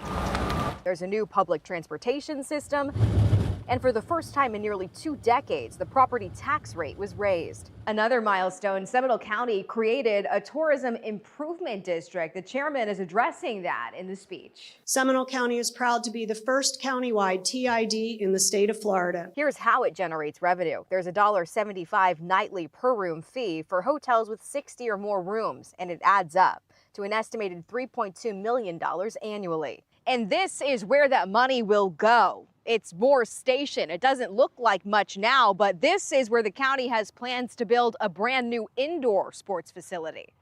It's big business. Yeah! Last year, events brought in more than 181,000 visitors, an estimated economic impact of $55.6 million. And the county is expecting that number to plateau in the years ahead, which is why they say a new complex here is needed. And they say it's something that will not only bring in visitors, but it can be used by locals as well. In Seminole County, I'm Catherine Silver, News 6. A lot of people going over their weekend plans right now. Meteorologist Jonathan Kagas. So compare Saturday to Sunday. Are they both going to be like we can do some stuff outdoors? Yeah, oh yeah. Yeah, no, I think Sunday is like really late into the evening. Most of Sunday is looking great. All of Saturday is pretty good. It's all because of this developing system. We're starting things off right now, or where we stand anyway, back towards 5 o'clock into the evening. And as we take this forward, this is the developing storm system. I showed you this a little bit ago. I want to give you a little closer look. There's 6 o'clock on Sunday morning. Very heavy rain just towards our west, likely already entering the Florida Panhandle. It'll take you really close. And then again, here's where we start to watch for the widespread stuff to work its way in as we get towards that 6 o'clock to 8 o'clock time frame from about Palm Coast back to Ocala. That's why I'm cautiously optimistic that the Daytona 500 is going to get in before this widespread stuff comes. Now, if there are any cautions, of course, or if we do get one of those stray downpours that we were alluding to out ahead of this main system to delay anything, might be a little dicey again into the evening, but cautiously optimistic we get all this through, get the race done. There's 1 o'clock on Monday morning, the opportunity for some thunder and lightning involved, as well as that cold front pushes through. You see the arrows turn blue again. That's some of the drier air. As this front comes in, it is going to turn things very windy as well, so you're going to notice the wind crank up throughout the course of the afternoon. Again, rain chances going up a little bit as we go towards the afternoon into the evening as we watch those few stray downpours try to sneak in. Again, optimistic about the race and for most of your plans on Sunday as well. I still don't think a ton of rain coming in our direction. We've been talking about anywhere from 1/4 of an inch, maybe up to a 1/2 inch. If you're under one of the heavier thunderstorms for a longer period of time, we might be able to overachieve on that 1/2 inch mark, which would be nice. Obviously, we have some very, very dry conditions across the state of Florida, but anywhere from 1/4 of an inch to a 1/2 inch from Sunday evening back to the first part of Monday. It's all dry now, gorgeous out there. Live look with our Daytona Beach Sky Cam this evening under those beautifully blue skies. We're back to the mid-60s. The breeze out of the north-northeast at about 10 to 15 miles per hour right now. We're at 62 in Palm Coast again with that northeasterly breeze. We were talking about this yesterday. We're going to be a little bit cooler right along the coast because the air is traveling over the, relatively speaking, cooler Atlantic waters right now. Nice and mild in Mount Dora. We're at 75. Wildwood, we are at 73. Now here's a look at your forecast. Your forecast is sponsored by Payne Law. Tomorrow morning, we're starting things off in the upper 40s and lower 50s. Again, we're at 55 in Orlando, Oviedo. We're starting things into the low 50s. Should be a nice, pleasant morning tomorrow. Warm tomorrow afternoon. 77 in Sanford, 80 in Bushnell, 80 degrees in Ocala as well. We're at 73 in Palm Coast. Next 7 days, again, a little bit of a roller coaster ride. Nothing too crazy, but we're back to the lower 80s on Sunday. Again, that 60% you see there, it's deceiving. The Pinpoint Weather app will have the hour-by-hour forecast. That 60% is mainly for the evening. I think a lot of your day is dry. And then that 60% on Monday is mainly for the first part. Evening on President's Day looks pretty good as well. 78 on Tuesday. Back to the 80s, guys, by the middle part of next work week. All right, Jonathan, thank you. Are you headed to the big race this weekend? We want to see your photos and videos. Just scan the QR code on your screen right now. Click that link, and you can also go to clickorlando.com/pins and upload your pictures and videos that way. Well, you may have seen a Super Bowl commercial featuring a lost dog and a Ring camera. Well, now it is causing some people to be concerned. Up next, why an ad about reunification has many people now worried about their security and what Amazon is now doing in response. Weekend evening traffic alert. You watch out for those lane closures and that construction taking place along State Road 528 out by Goldenrod. Also those issues along east and westbound I-4 between 528 and up by the Turnpike. We'll see some lane closures. And then, of course, Florida Turnpike, always something happened down in Kissimmee. And then your ramps will be closed over the weekend. 192 at I-95, you won't be able to hop on out there. Just follow the detour and you'll be good to go. Also up in Daytona 500 taking place this weekend. So eyes on the road and watch out for everybody else out there. I'm Trooper Steve with the News 6 traffic alert. Drive safely. Have a great weekend. I'll catch you Monday morning.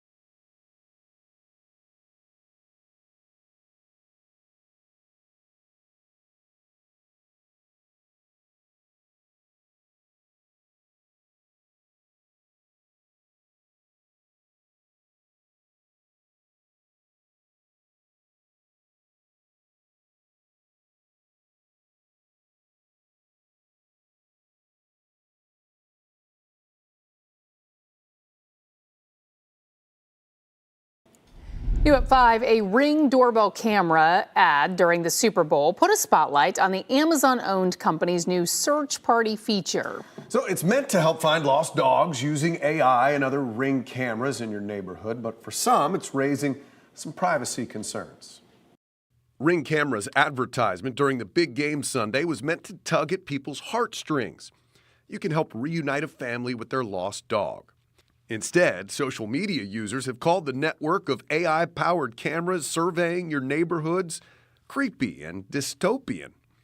Right now, Ring says the AI model only identifies dogs. It's been trained to recognize different breeds, sizes, fur patterns, and unique markings. The real worry is that there is the potential for this large surveillance apparatus that could be tapped into by law enforcement in the future. Anyone, even non-Ring users, can submit a photo of a missing dog in the app. Then, AI automatically scans outdoor Ring cameras for potential matches. If it thinks the dog is found, the owner of the camera is notified. They can choose whether or not they want to share that footage. Attorney Mario Trujillo with Electronic Frontier Foundation says that's not even the most concerning part. A concern that a lot of people have is that eventually, at some point in the future, there's a potential for Ring to combine these two features. Ring calls it familiar faces, and essentially it scans the face of anyone who comes up to your door. It uses AI to detect and notify you when someone you know or don't know is at the door. A person, as the Ring owner, can turn the feature on or off. But what you're essentially doing is you're giving consent for every other person who steps in front of that camera who doesn't have the ability to give consent. Ring says it uses responsible, trusted AI technology that protects your privacy. But especially with new technology, there's always a risk it could be leaked. Meantime, Amazon is taking action amid the controversy. Amazon, which owns Ring, announcing it is ending its partnership with Flock Safety. Amazon says they realized the integration would have cost too much time and money. With that said, Ring's dog finding function is still available. The company points out users have to grant video sharing permission each time a pet owner requests it. And you can read all about the Amazon Ring controversy and a complete Super Bowl breakdown of both the commercials and the game at clickorlando.com. A decades-old cold case in Ocoee is finally closed. Yeah, it's all because of a grim discovery, though. Coming up at 5:30, how the discovery of human remains is providing some closure for the family of a missing man. Plus, fentanyl, guns, and dozens of arrests. What we're learning from a major operation in Polk County. As we take a live look at Daytona Beach, you're watching News 6. We'll be right back.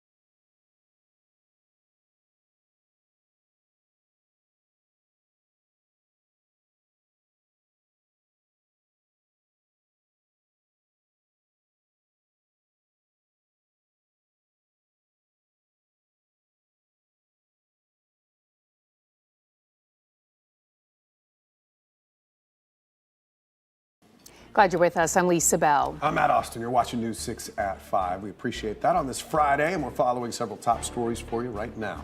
It is race weekend, and Volusia County fans are out today getting ready for the Great American Race as we follow all the excitement ahead of Sunday's 68th running.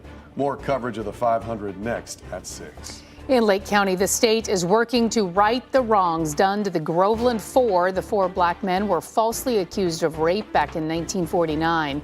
Now the state is working to get $4 million to their surviving family members.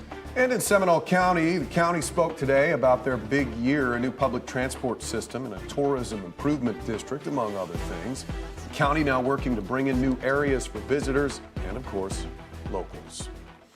Well, a decades-old missing persons case out of Ocoee finally is closed tonight. News 6's Mike Valenti explains the investigation featured the identification of human remains and a possible connection to a motorcycle gang.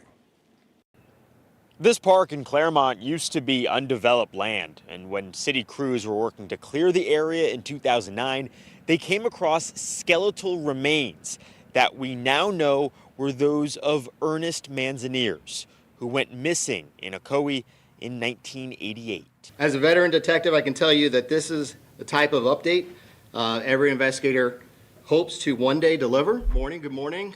Claremont and Ocoee police departments briefing the media Friday on a probe that dates back to Ocoee's oldest missing persons case.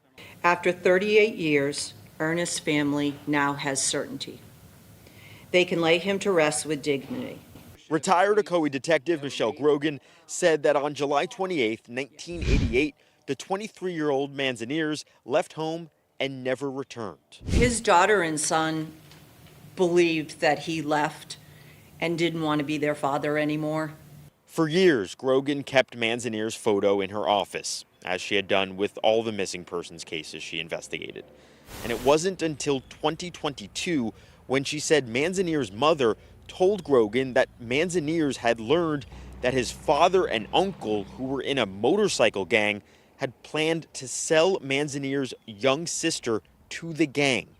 He said he was going to his uncle's house to confront his father and his uncle about selling his sister and his niece, and he was never seen again. Claremont police say the discovery of human remains here included teeth, bone fragments, some clothes, and a spent bullet. Through DNA genealogy analysis, Claremont police got a match late last year, Ernest Manzaniers. Michelle Grogan says it's too premature in the investigation to call Manzaniers' father and uncle, who are both dead, persons of interest. And that car that Ernest Manzaniers took the night he went missing, that has never been found. I'm News 6's Mike Valenti in Claremont. Back to you. Mike, thank you. He got out of handcuffs, hit officers, and made a run for it, all according to police. And now that escaped suspect is back in custody and in even more trouble. We brought you team coverage yesterday of the manhunt for 24-year-old Eric Jerry. Your Melbourne community correspondent James Barbera was at Jerry's first appearance at the county jail to watch if a judge would throw the book at him or give him another chance to get back on the streets. We're going to take up number 5, Eric Jerry. The man police say is a registered career criminal and is now accused of escaping custody and leading police on a manhunt is back in handcuffs, shackles too, and facing a judge on even more charges. Raise your right hand as best you can. Yes, ma'am. This is actually the second time this week Eric Jerry's an inmate here at the Brevard County Jail. Last Sunday, the sheriff's office says Jerry was speeding on I-95, and when he was pulled over, he didn't have a driver's license. Jerry just got out of prison back in November after a 5-year burglary sentence, and police in Cocoa Beach say he's the suspect in multiple car burglaries that happened just 2 weeks ago. Despite his criminal history and his latest allegations, Battery on law enforcement officer. Judge Kim Musselman still gave Jerry a bond. It's $58,000. After he escaped, police say Jerry was hiding at a house in Palm Bay. Police didn't say whose house it was, and when asked if anyone else could be in trouble for helping him, Commander Sean Ising said that could be difficult to prove. We don't necessarily have the level of evidence these individuals actually physically picked him up, harbored him, but we are evaluating that and trying to determine whether or not we can charge somebody with that. Police say they're now reviewing their officers who were taking Jerry to the hospital when he slipped out of their handcuffs and escaped. We'll bring you any more updates to this investigation right here on News 6 and ClickOrlando.com, including if Jerry walks out of jail again. In Brevard County, I'm your Melbourne community correspondent, James Sparvero, News 6. To Polk County now, where tons of deadly drugs and weapons are off the streets today, all thanks to a massive bust that rounded up 51 people. And the sheriff was not shy about calling out the known criminals involved in this. Let's bring in our Lauren Melendez to walk us through the press conference and what exactly was seized. Lauren? All right, so let me tell you something. If you don't know anything about Sheriff Grady Judd, this is not a man who minces his words. He is a bold guy. That was the case today as well. So he detailed his disdain for those that don't think drugs are a serious concern in the area. He then went on to introduce some of the people arrested in this sting by name and by picture. You can see one right there, making examples out of them. So let's dig into this here. It was detailed. Again, he gave their nicknames, he gave their specific criminal history, and then, of course, their involvement in this drug trafficking sting. At times, even taking some personal jabs. All of it, however, underscoring the scope of this bust. 78 pounds of meth, nearly 15 pounds of fentanyl, 13 firearms, $20,000 in cash also collected. Sheriff Judd firing off about why everybody should be worried about this kind of stuff floating around in our community. Look at this gun. Look at these guns.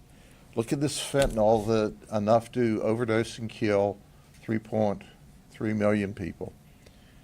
And the next time you hear someone suggest that drugs are low level and nonviolent, you too can clearly understand that they're a nut, that they need mental health counseling.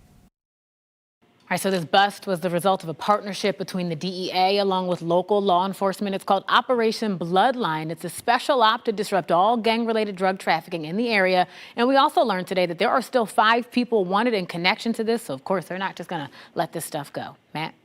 Lauren, thank you. Tomorrow marks 8 years since the deadly shooting at Marjory Stoneman Douglas High School in Parkland. You'll remember 17 people were killed in the deadliest mass shooting at a high school in U.S. history.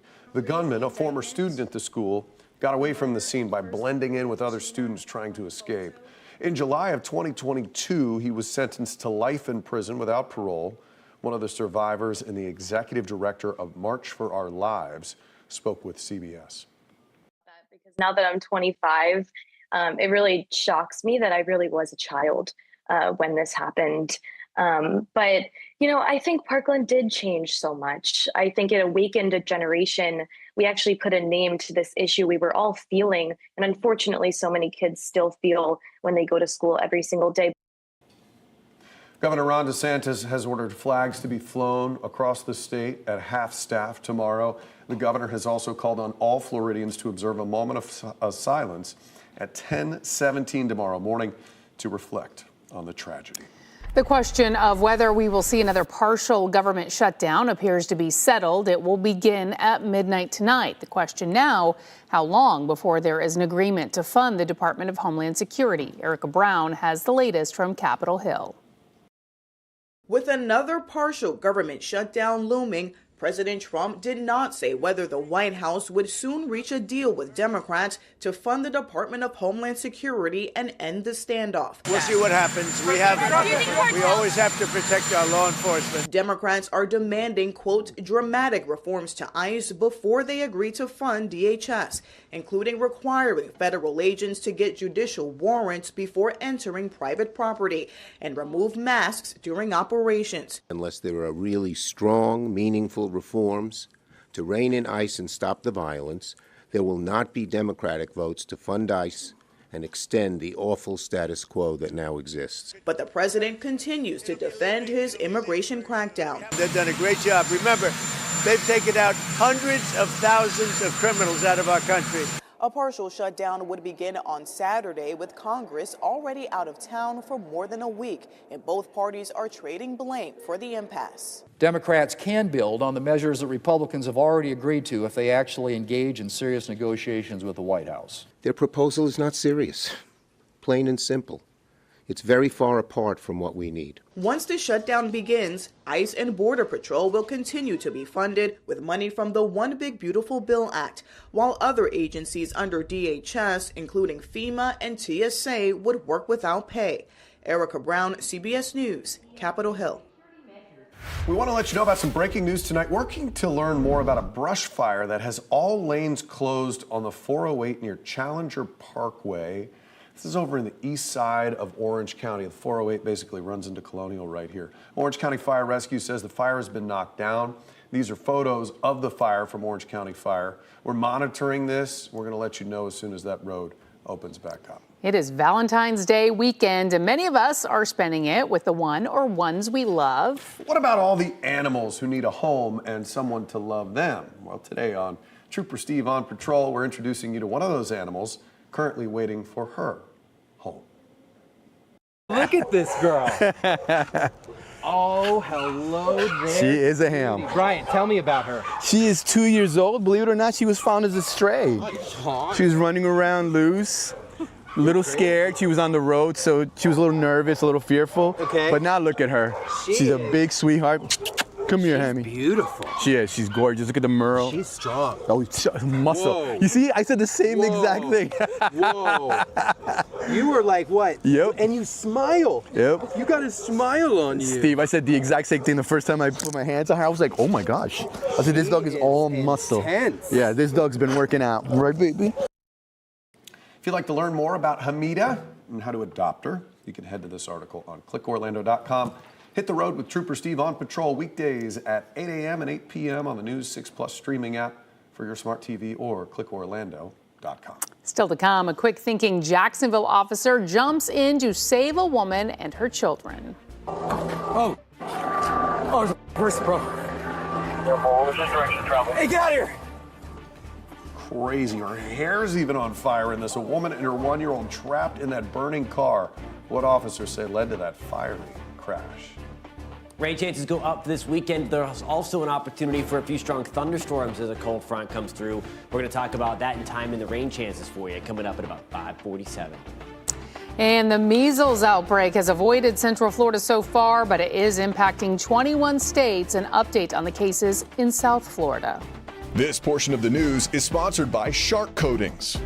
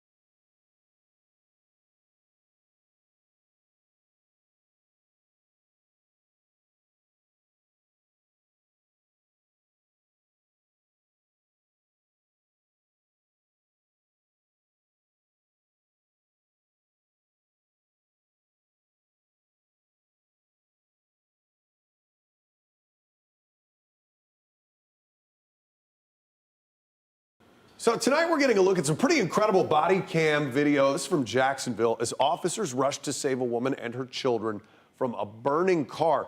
This was after being carjacked, or an attempted carjack. This all happened last weekend. Jacksonville Sheriff's Office says they responded to a distress call where a woman had been carjacked, and then the suspect drove off with her 1-year-old child still buckled in the back seat.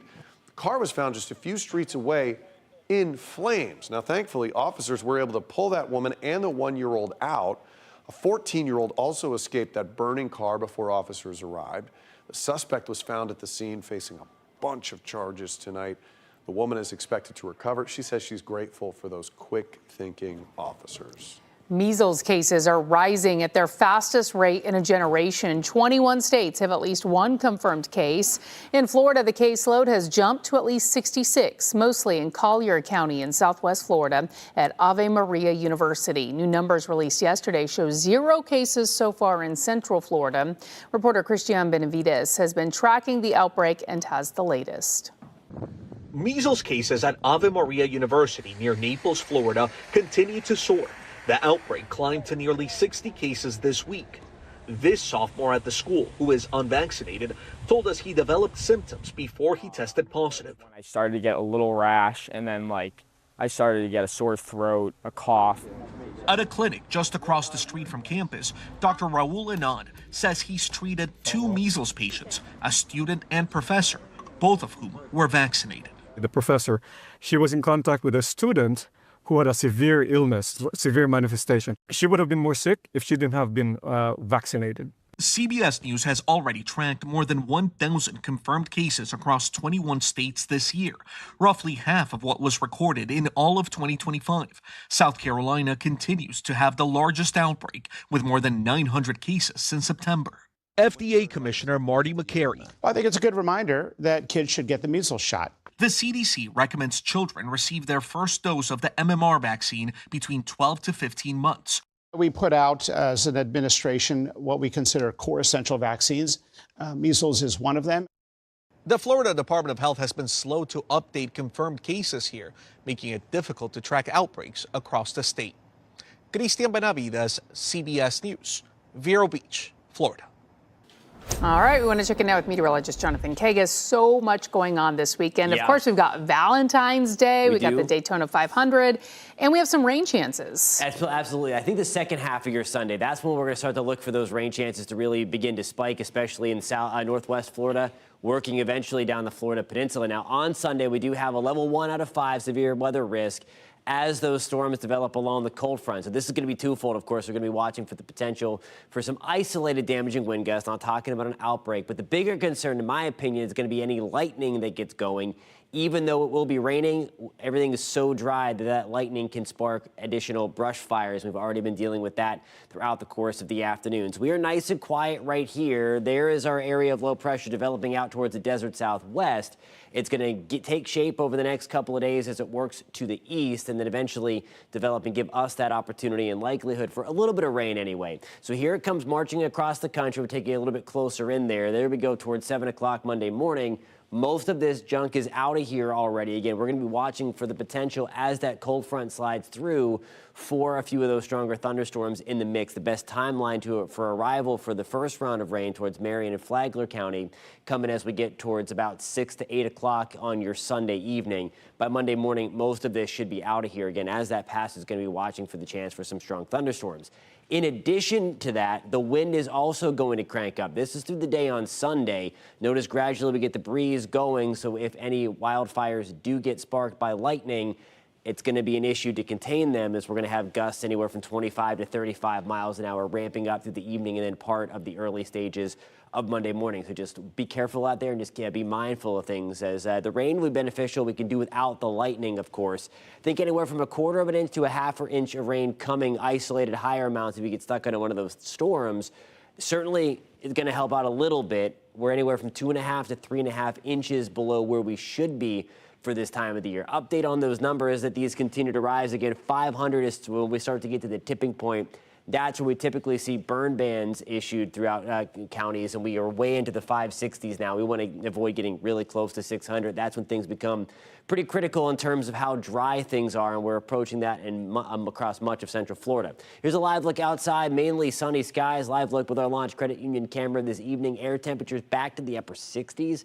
Clear skies. Very nice evening tonight for most of us throughout the Central Florida. Tomorrow morning, we're starting things off into the 40s and 50s. Now here's a look at your afternoon. Your forecast is sponsored by Advent Health. Apopka and Zellwood, good evening. We're talking air temperatures by 10 o'clock already into the mid-60s. No rain in sight tomorrow, 77 by 2, back to the upper 70s by 4 o'clock. We're in the lower 70s in Palm Coast tomorrow. Good evening in Wildwood. We'll touch 80 degrees tomorrow. Again, rain chances at 0%. Now, once we get into Sunday, that's when things change. Highest opportunity for rain comes in the evening. So that 60% there, it's not an all-day rain. It's late into the evening. 60% shot early on Monday, and then we dry out and warm things back up again next work week, guys. Jonathan, thank you. Well, a mom accused of attacking a school resource officer changes her plea to not guilty. That woman appearing in a Volusia County courtroom today. Up next, why she says her original plea was a mistake. Coming up on Monday, the big projects planned in Osceola County and what it could mean for drivers. Plus, we could be starting the week on the rainy side. Candace will have updates every 10 minutes. Join us for News 6 Mornings, starting at 6.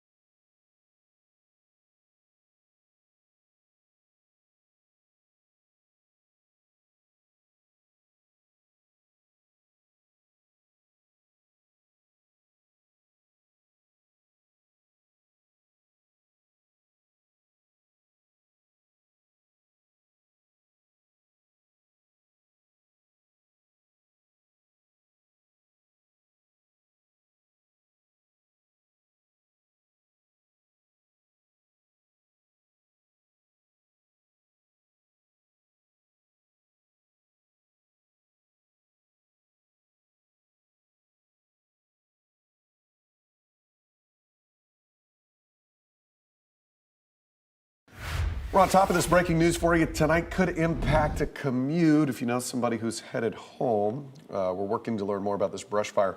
All lanes of I-4 closed on the 408. This is near Challenger Parkway, near where the 408 ends into Colonial Drive there. Orange County Fire Rescue says the fire has been knocked down. These are photos of that fire from Orange County Fire Rescue, we're monitoring. We'll let you know when it reopens. A mom accused of attacking a Deltona Middle School resource officer was in court today looking to change her plea to not guilty. So the fight was captured on video. News 6's Jarrell Baker was in court as the mother confronted the deputy. Both Aponte and her former attorney taking the stand during the hearing Friday. Now she's claiming that her former attorney misled her and she entered the plea deal by mistake. Dagmaria Aponte, accused of attacking a Deltona Middle School resource deputy with her husband in 2024, was in court this morning requesting to change her plea from no contest to not guilty. Both Aponte and her former attorney, Jose Rivera, took the stand during the hearing. She and her new attorney say that Aponte entered the plea by mistake, claiming that Rivera misled her and never clearly explained all her options, including going to trial. He told me that I signed plea to the judge that my record could be sealed and then I could go back to work. And it was like nothing happened. Aponte also claims that Rivera told her that by accepting the plea, she would admit to committing the offense but would not be formally convicted. But Rivera denied these claims. He stated that he thoroughly explained the plea deal and all her options, including going to trial, for more than an hour. Now, there's no decision reached yet. That judge says that she may consider to accept the plea over the weekend. Here in Volusia County, Jarrell Baker, News 6. Lauren Melendez is in the newsroom with what we're working on for News 6 at 6. Hey guys, okay, imagine buying your dream home only for it to become a nightmare. That is the case. Coming up on News 6 at 6, we're sharing the story of one Marion County couple who says their retirement plans were completely disrupted by this, a highway. We're going to explain all of that. Plus, the party is on here at the Daytona International Speedway. I'll be here in the crowds all afternoon as people are partying and getting ready for Sunday's big race. and good news, that big race may not have an interruption of rain. We are still waiting to get those details from our team of meteorologists. Before we let you go, though, a live look at about to say downtown Orlando from our Light Orlando Delivering Hope camera. You're watching News 6. We'll be right back.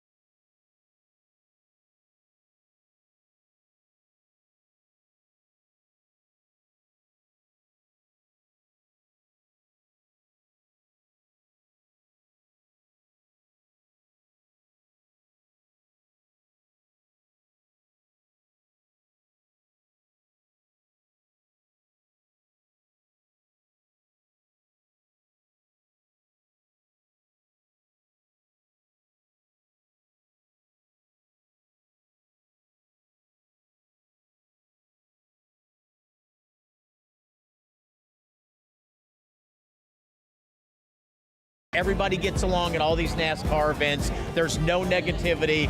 It's pretty incredible. We are getting you ready for a busy race weekend in Daytona Beach as NASCAR fans gear up for the Daytona 500. Plus, a look at how the state is working to right a wrong 70 years later. And at 6:15, a Marion County couple's retirement home, now a nightmare. We always talked about when we buy a house, we'd never be on a main road. And we got the worst road being put in. News 6 at 6 starts now. And we do begin with breaking news for you tonight. The 408 is closed in both directions because of a brush fire as we speak. This is right near UCF and Challenger Parkway. Orange County Fire Rescue says this has been knocked down. These are photos of that fire from Orange County Fire Rescue. Of course, we're monitoring the situation. We'll let you know when that road reopens on air and on clickorlando.com.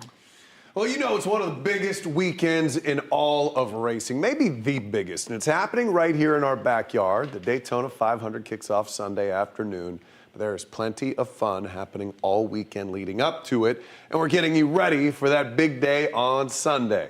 Okay, so this right here is just a glimpse at how jam-packed things were. It's already like that at Daytona International Speedway. It's sure to get even crazier. So, of course, we've got team coverage for you tonight. News 6's Alec Cook sharing the excitement from fans. First, we're going to check in with News 6 Sports Director Jamie Say. Hey, Jamie. And this is the biggest weekend of racing here in the United States. That is my opinion. I'm live here in the Cup Series garage area, which in my opinion is one of the best places to visit when you come to the Daytona 500. One of these drivers, maybe it's going to be Kyle Larson or Denny Hamlin or Chase Briscoe, is going to drive his way to victory lane on Sunday. Of course, the Daytona 500 is the main event of the weekend, but there is action tonight. It's the Truck Series race at 7:30. But now let me show you what is happening on the track right now. It's the Cup Series practice. It's why the cars are not in their stalls right now. The drivers in the Daytona 500 are getting their final laps on the track before Sunday's race right now. The green flag on Sunday is scheduled to wave just after 3 o'clock. The drivers know that the Daytona 500 is sold out for an 11th consecutive year. And as they chase the Harley J. Earl Trophy, they want to put on a great show. This event, it's just an amazing spectacle, for anybody who's, been a part of it or witnessed it, or those of you that haven't. It's worth your time to come see it once. I appreciate all the folks that are coming out this weekend and all the ones that have come out for the past 10 years that I've been doing it, whether they're pulling for me or somebody else. Family and friends are like, hey, I want to, come to the 500. I'm like, yeah, you should do that. You should get to experience it. Like, there's so many people here. Like, it's really, really cool to be a part of. Winning the Daytona 500 is something every race car driver wants to do. Attending the Daytona 500 is something that every race fan wants to do. Let's continue our coverage from Daytona and go outside the track and join News 6's Alex Cook, who's with some of the most dedicated fans in all of sports. Hi, Alex. That's right, Jamie, and the crowd has just been growing and growing out here all day. We can hear those cars racing around right now, but we can't see them because we're outside the speedway, even though I'm maybe in the best seat in the house here.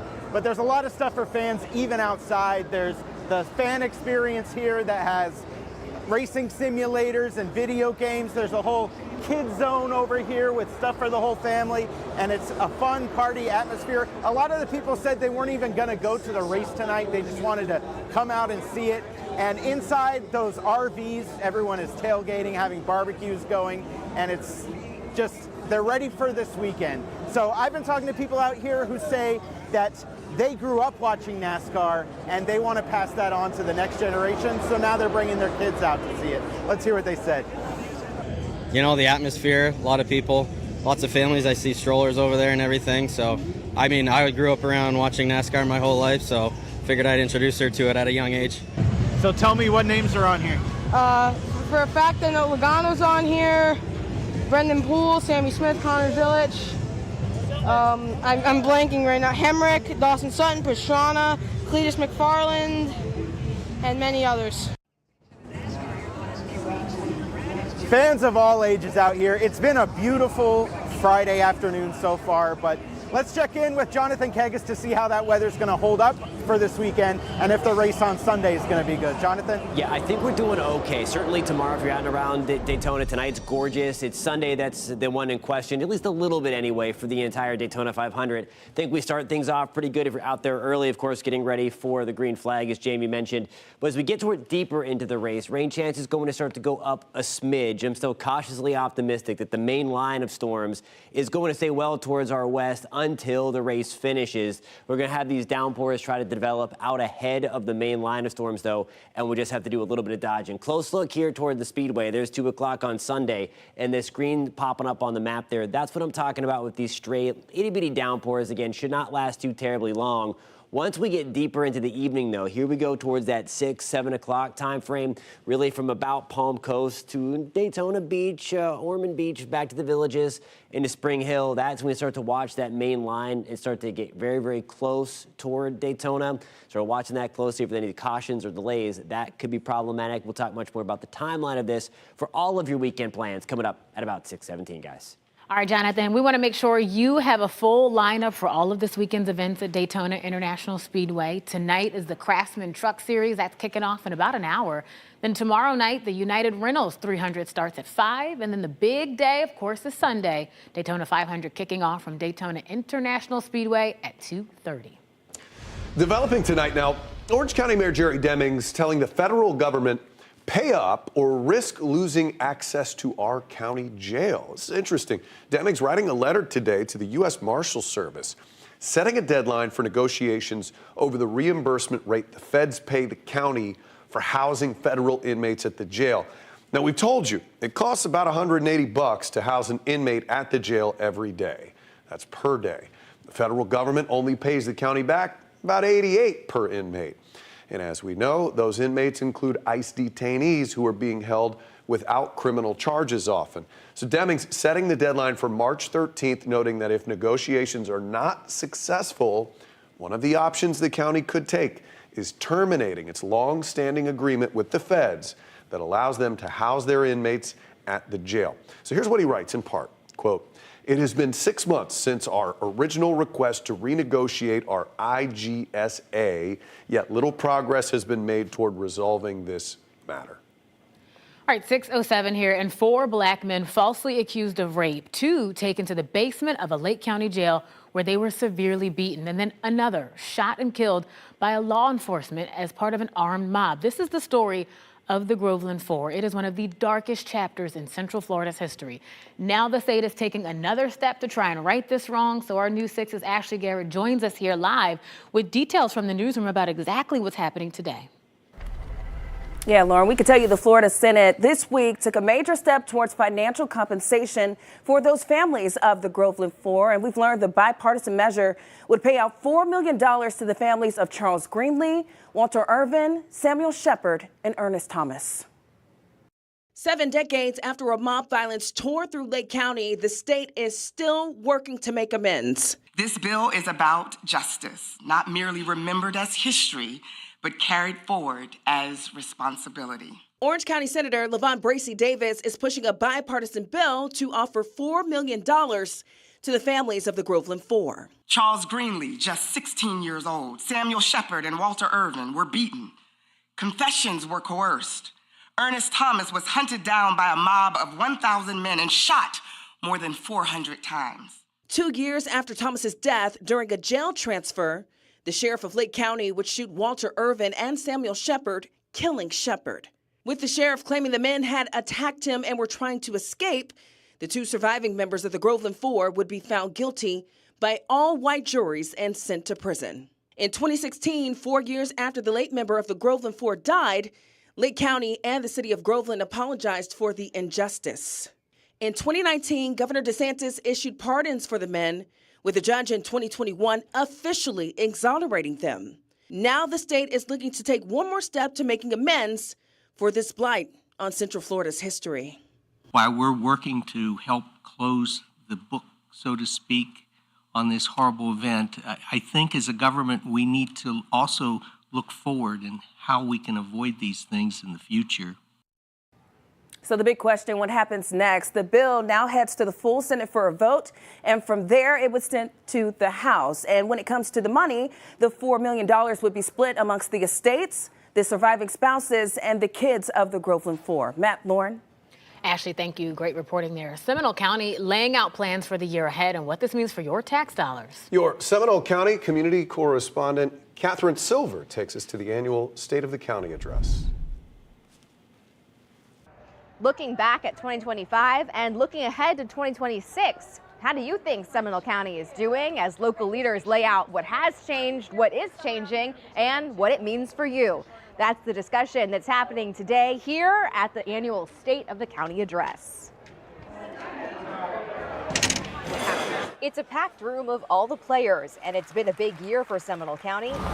There's a new public transportation system, a new tourism improvement district generating more money from hotel stays that will be used to build up Seminole's sports tourism industry. Yeah! But you can't talk about milestones from the past year without talking about taxes. For the first time in nearly 2 decades, the property tax rate was raised. The chairman addressed that in the speech. And you want to be sure that sound financial decisions are being made on your behalf. It's a topic we've covered throughout our community, talking to parents and people paying more property taxes while trying to get by. And then FPL went up 16%, and we're just waiting for our water bill to skyrocket as well. It does feel like it's all at once. This is what it boils down to, where your property tax dollars go. 41 cents of every dollar supports law enforcement in the jail. 31 cents supports fire rescue and EMS. Public safety remains our top priority. And here's another perspective. If you look at per capita total property tax levy, Seminole ranks in the lower half of all 67 counties in Florida. And we know that property taxes continue to be a conversation statewide. Especially as discussions continue in Tallahassee that may impact how your local government is funded. Your taxes support the essential day-to-day guarantees we rarely talk about until something goes wrong. Your trash being picked up, clean water coming out of your faucet. These are the quiet guarantees that local government makes to you every day. And we are continuing to follow those conversations happening at the Capitol regarding property tax reform. The chairman says it would impact the local funding structure, sending more money to Tallahassee with less say about how those funds are used when they return home. I'm live in Seminole County. Catherine Silver, News 6. Catherine, thank you. Well, are you looking at buying a new home anytime soon? If you are, there's something you might want to check and research. Yeah, Marion County couple learned this the hard way. Like a stress every day. The noise and the dirt and the future that we don't have. Yeah, this one's tough. Coming up, we are hearing from the neighbors as their dream home has been causing them nightmares. We'll be right back. This portion of the news is sponsored by Advent Health.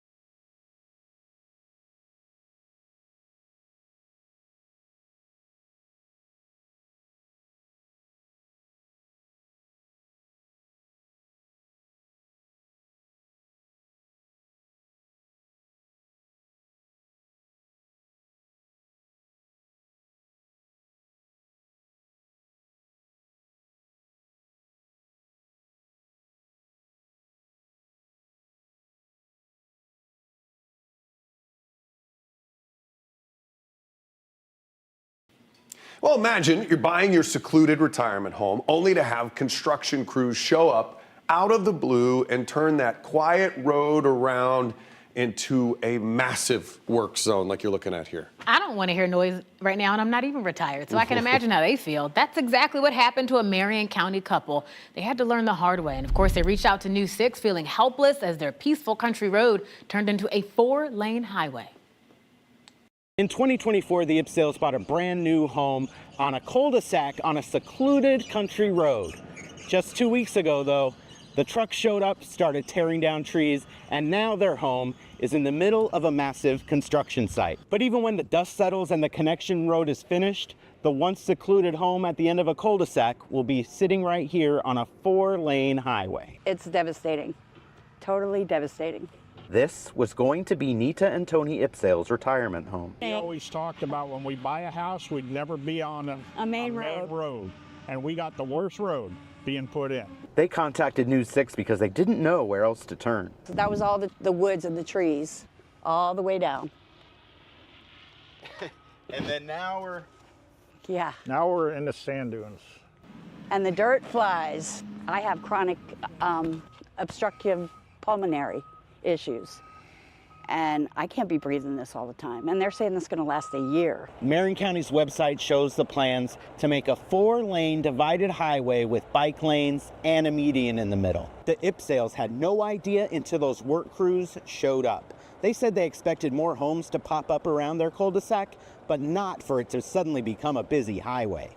I asked Marion County about the Ipsales home. If the county was buying up surrounding homes for this project, why did they leave this one? I haven't heard back. It's like a stress every day. The noise and the dirt and the future that we don't have. I'm praying, please come take it. Eminent domain, bring it on, please. Buy us out. I'll be happy with that. I don't want to be here. For now, they can only watch as their retirement dream is taken away one truckload of dirt at a time. In Marion County, Alex Cook, News 6. All right, Alex, thank you. Let's get back to our forecast. Meteorologist Jonathan Kegas checking on some storms we got on the way. Yeah, the opportunity for that comes later Sunday evening. So I think most of your weekend is very nice, it's very warm. We are watching this swirl here out to the desert southwest. This is the makings of our storm.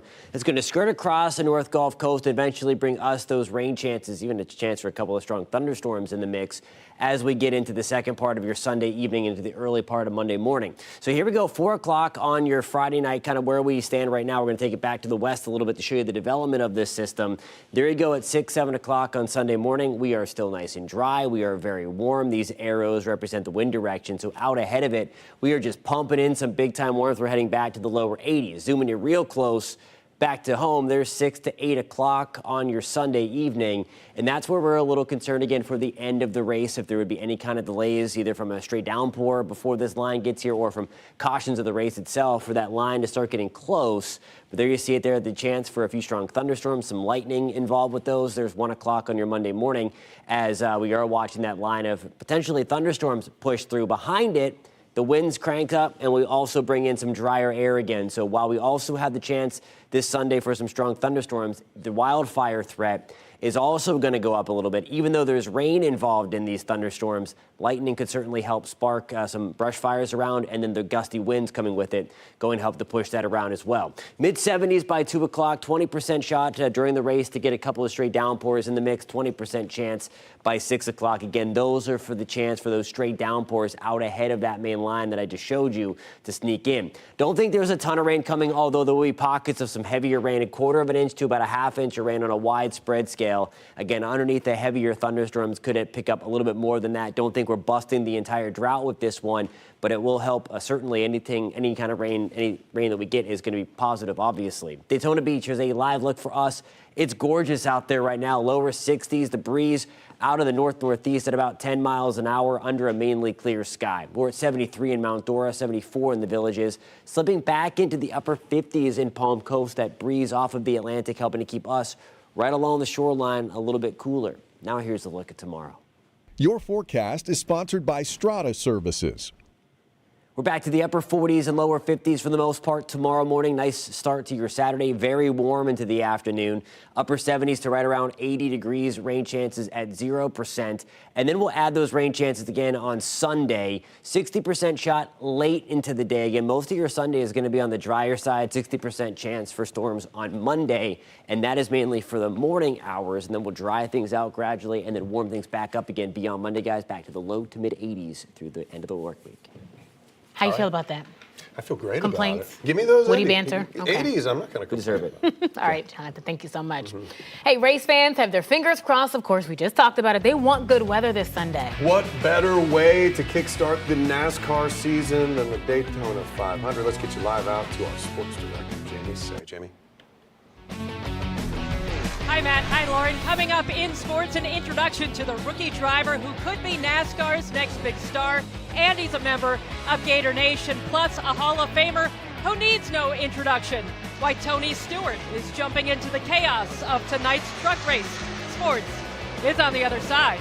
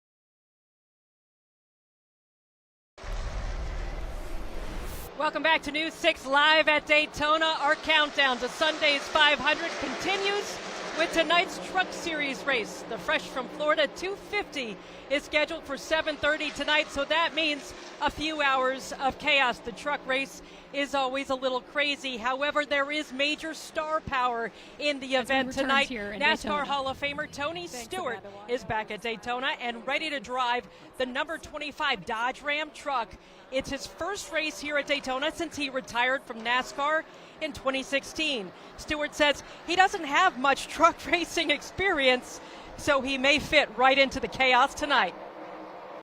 Everybody that I've known, at least when I quit driving here, and in general, in NASCAR, and we thought you would never see this moment again, and trust me, I'm as surprised as all of you are. The number one question is, have you lost your mind? So I'm like, yeah, I have, as you know. From a NASCAR legend to NASCAR's perhaps next big star, 19-year-old rookie Connor Zilisch will run in the Daytona 500 for the first time on Sunday. And Gator Nation should be behind him, because even though Zilisch is from North Carolina, he bleeds orange and blue. The Florida Gators are Connor Zilisch's team of choice. I watch every game, basketball, football, whatever it is. The orange and blue were in his blood. My dad graduated in 88, and my mom graduated in 90. If I would have gone to college, Florida would have been my number one pick, and I had to carry on the legacy, but instead I'm racing NASCAR. Last season, he made his mark on the Xfinity Series, recording win after win. 10 victories got Zilisch the promotion to the Cup Series. It's going to be a really cool opportunity, my first Daytona 500, and getting to race in the Great American Race is something I think everybody dreams of, so looking forward to it. I met him this week at Daytona 500 Media Day, and the spotlight did not faze him. Definitely going to try and take it all in and not let the moment be too big. It certainly will be the biggest crowd I've ever raced in front of. If Connor Zilisch can stay cool in the biggest start of his racing career, perhaps he can become the Daytona 500's youngest winner ever. I'm not going to do anything crazy, but I would do a lot to win a race like this. More from Daytona tonight, live at 11. I'm Jamie Say. Guys, back to you. Jamie, thank you. I want to update you. The 408 still closed. We're going to keep an eye on this for you on clickorlando.com, and the news coming up at 9 o'clock. Have a good night.